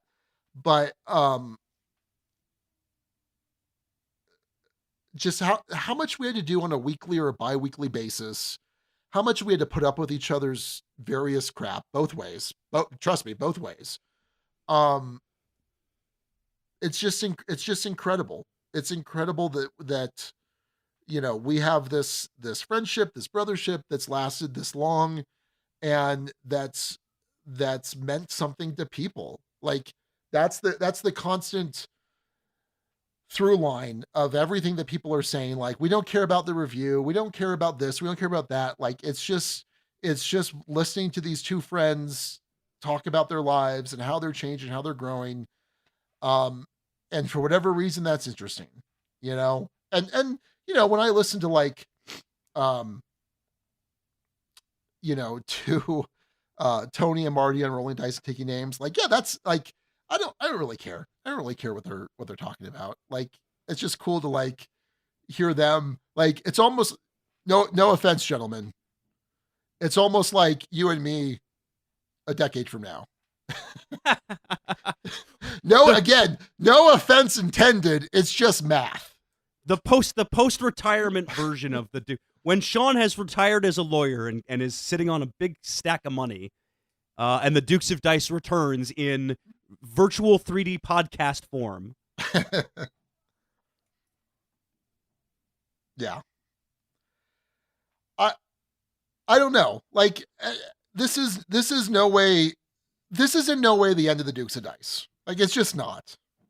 You know, one of the things that I was thinking about is, I think I was talking about this with Steve, is this identity as Duke Sean.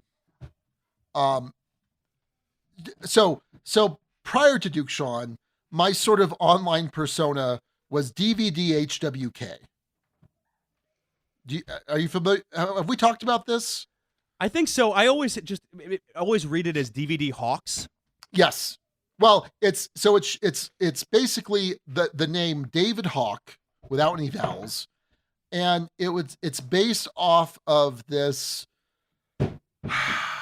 novel that I envisioned in like high school and started to write. I wrote like 150 pages of it, and it was terrible. It's just awful. And it's something that, like, at some point in my life, I'm going to write this novel at some point. And I've written it in various points in my life in various stages, and I've always scrapped it because I'm like, it's terrible. And it was always this sort of alter ego of mine. It was, you know, when I first got my Gmail account, it's been my Gmail address.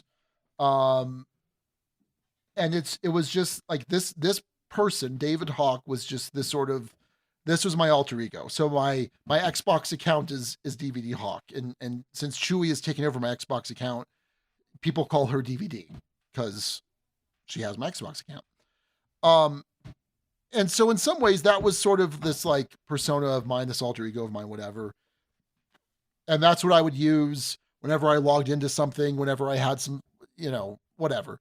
And then in the last 8 years or so, I changed it to Duke Sean on MTG Arena. I'm Duke Sean on YouTube. I'm Duke Sean on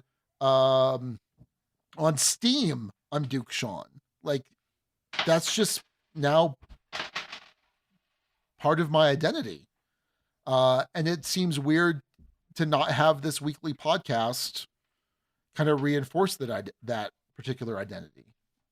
So I don't know. I don't know about that.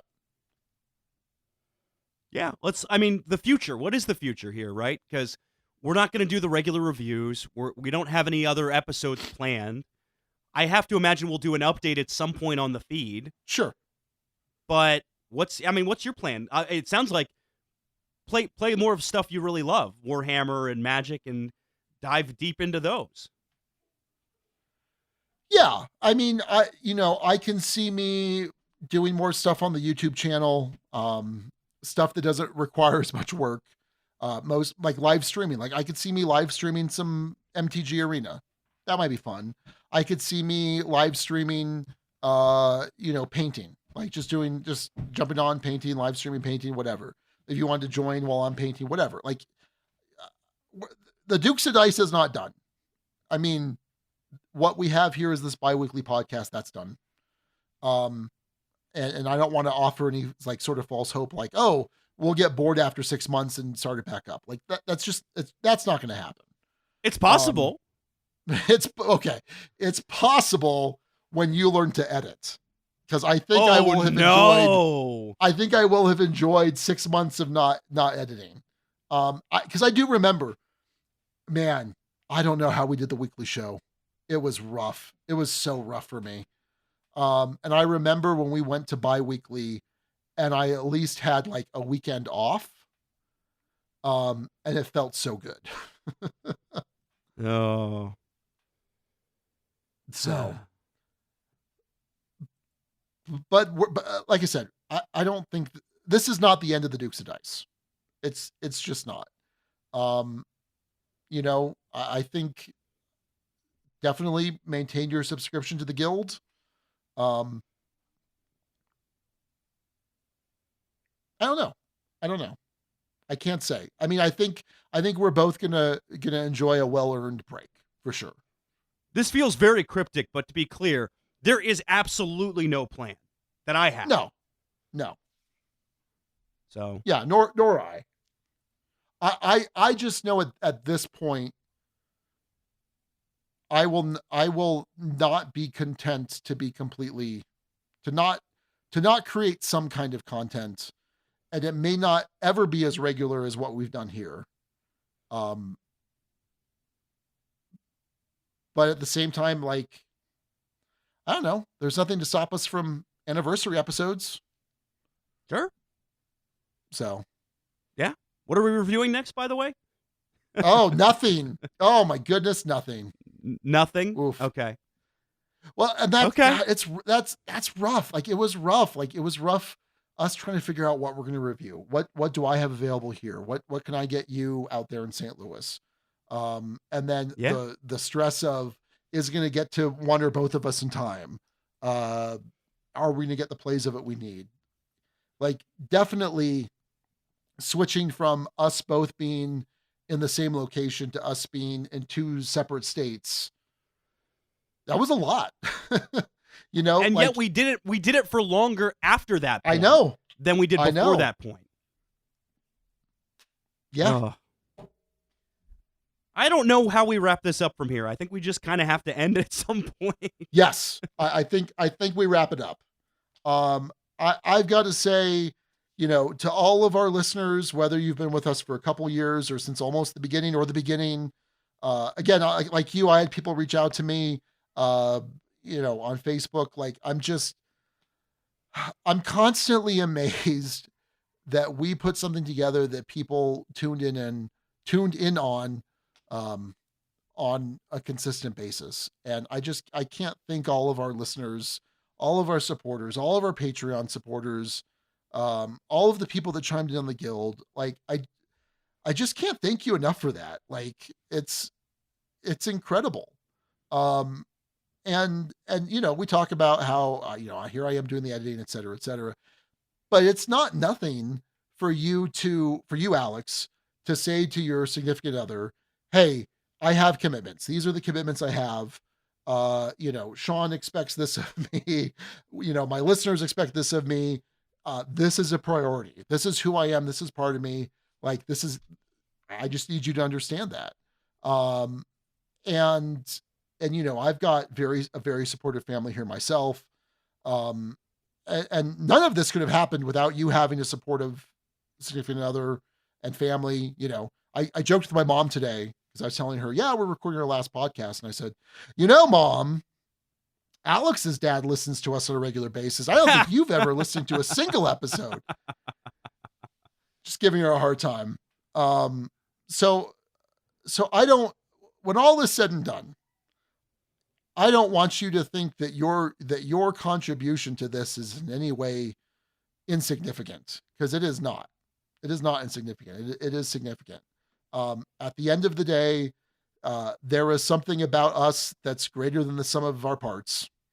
I don't get it. I don't understand it. But for a lot of people, we meant something to them. And again, I'm humbled by that. I'm just floored by that. And I just can't thank our listeners enough. I can't thank you enough. I can't thank our families enough. Our sponsors, all of that. It's incredible.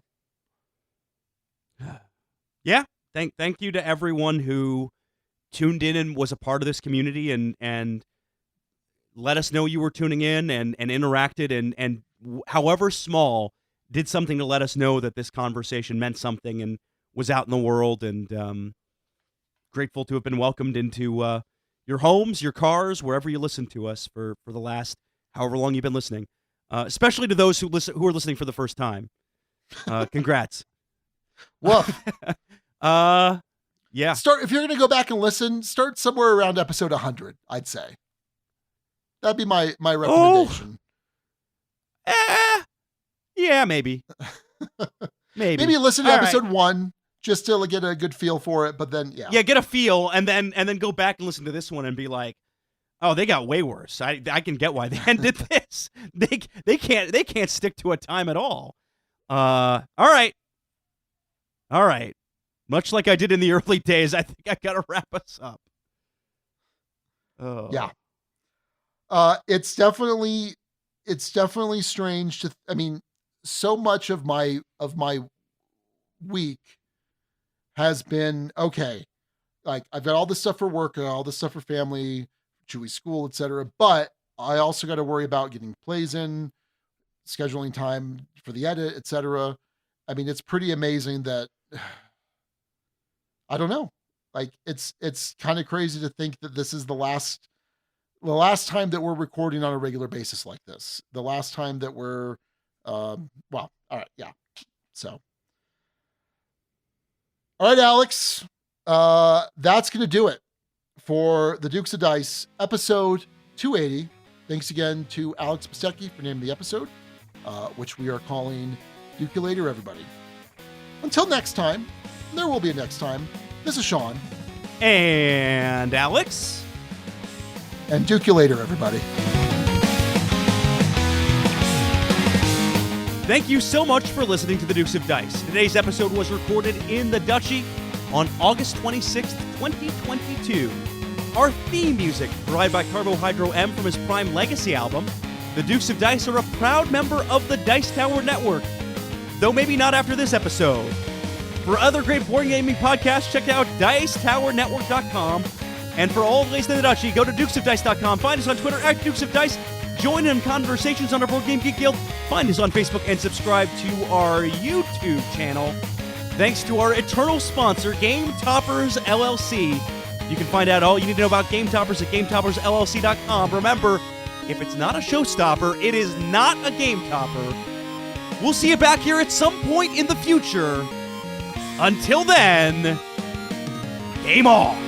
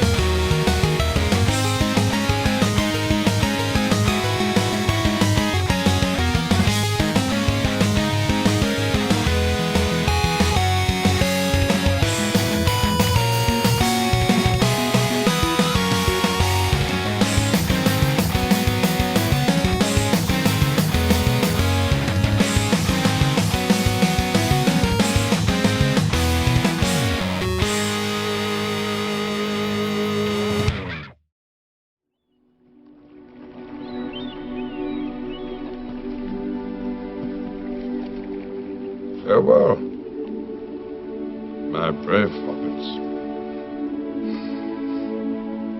My work is now finished. Here, at last, on the shores of the sea, comes the end of our fellowship. I will not say do not weep, for not all tears are evil.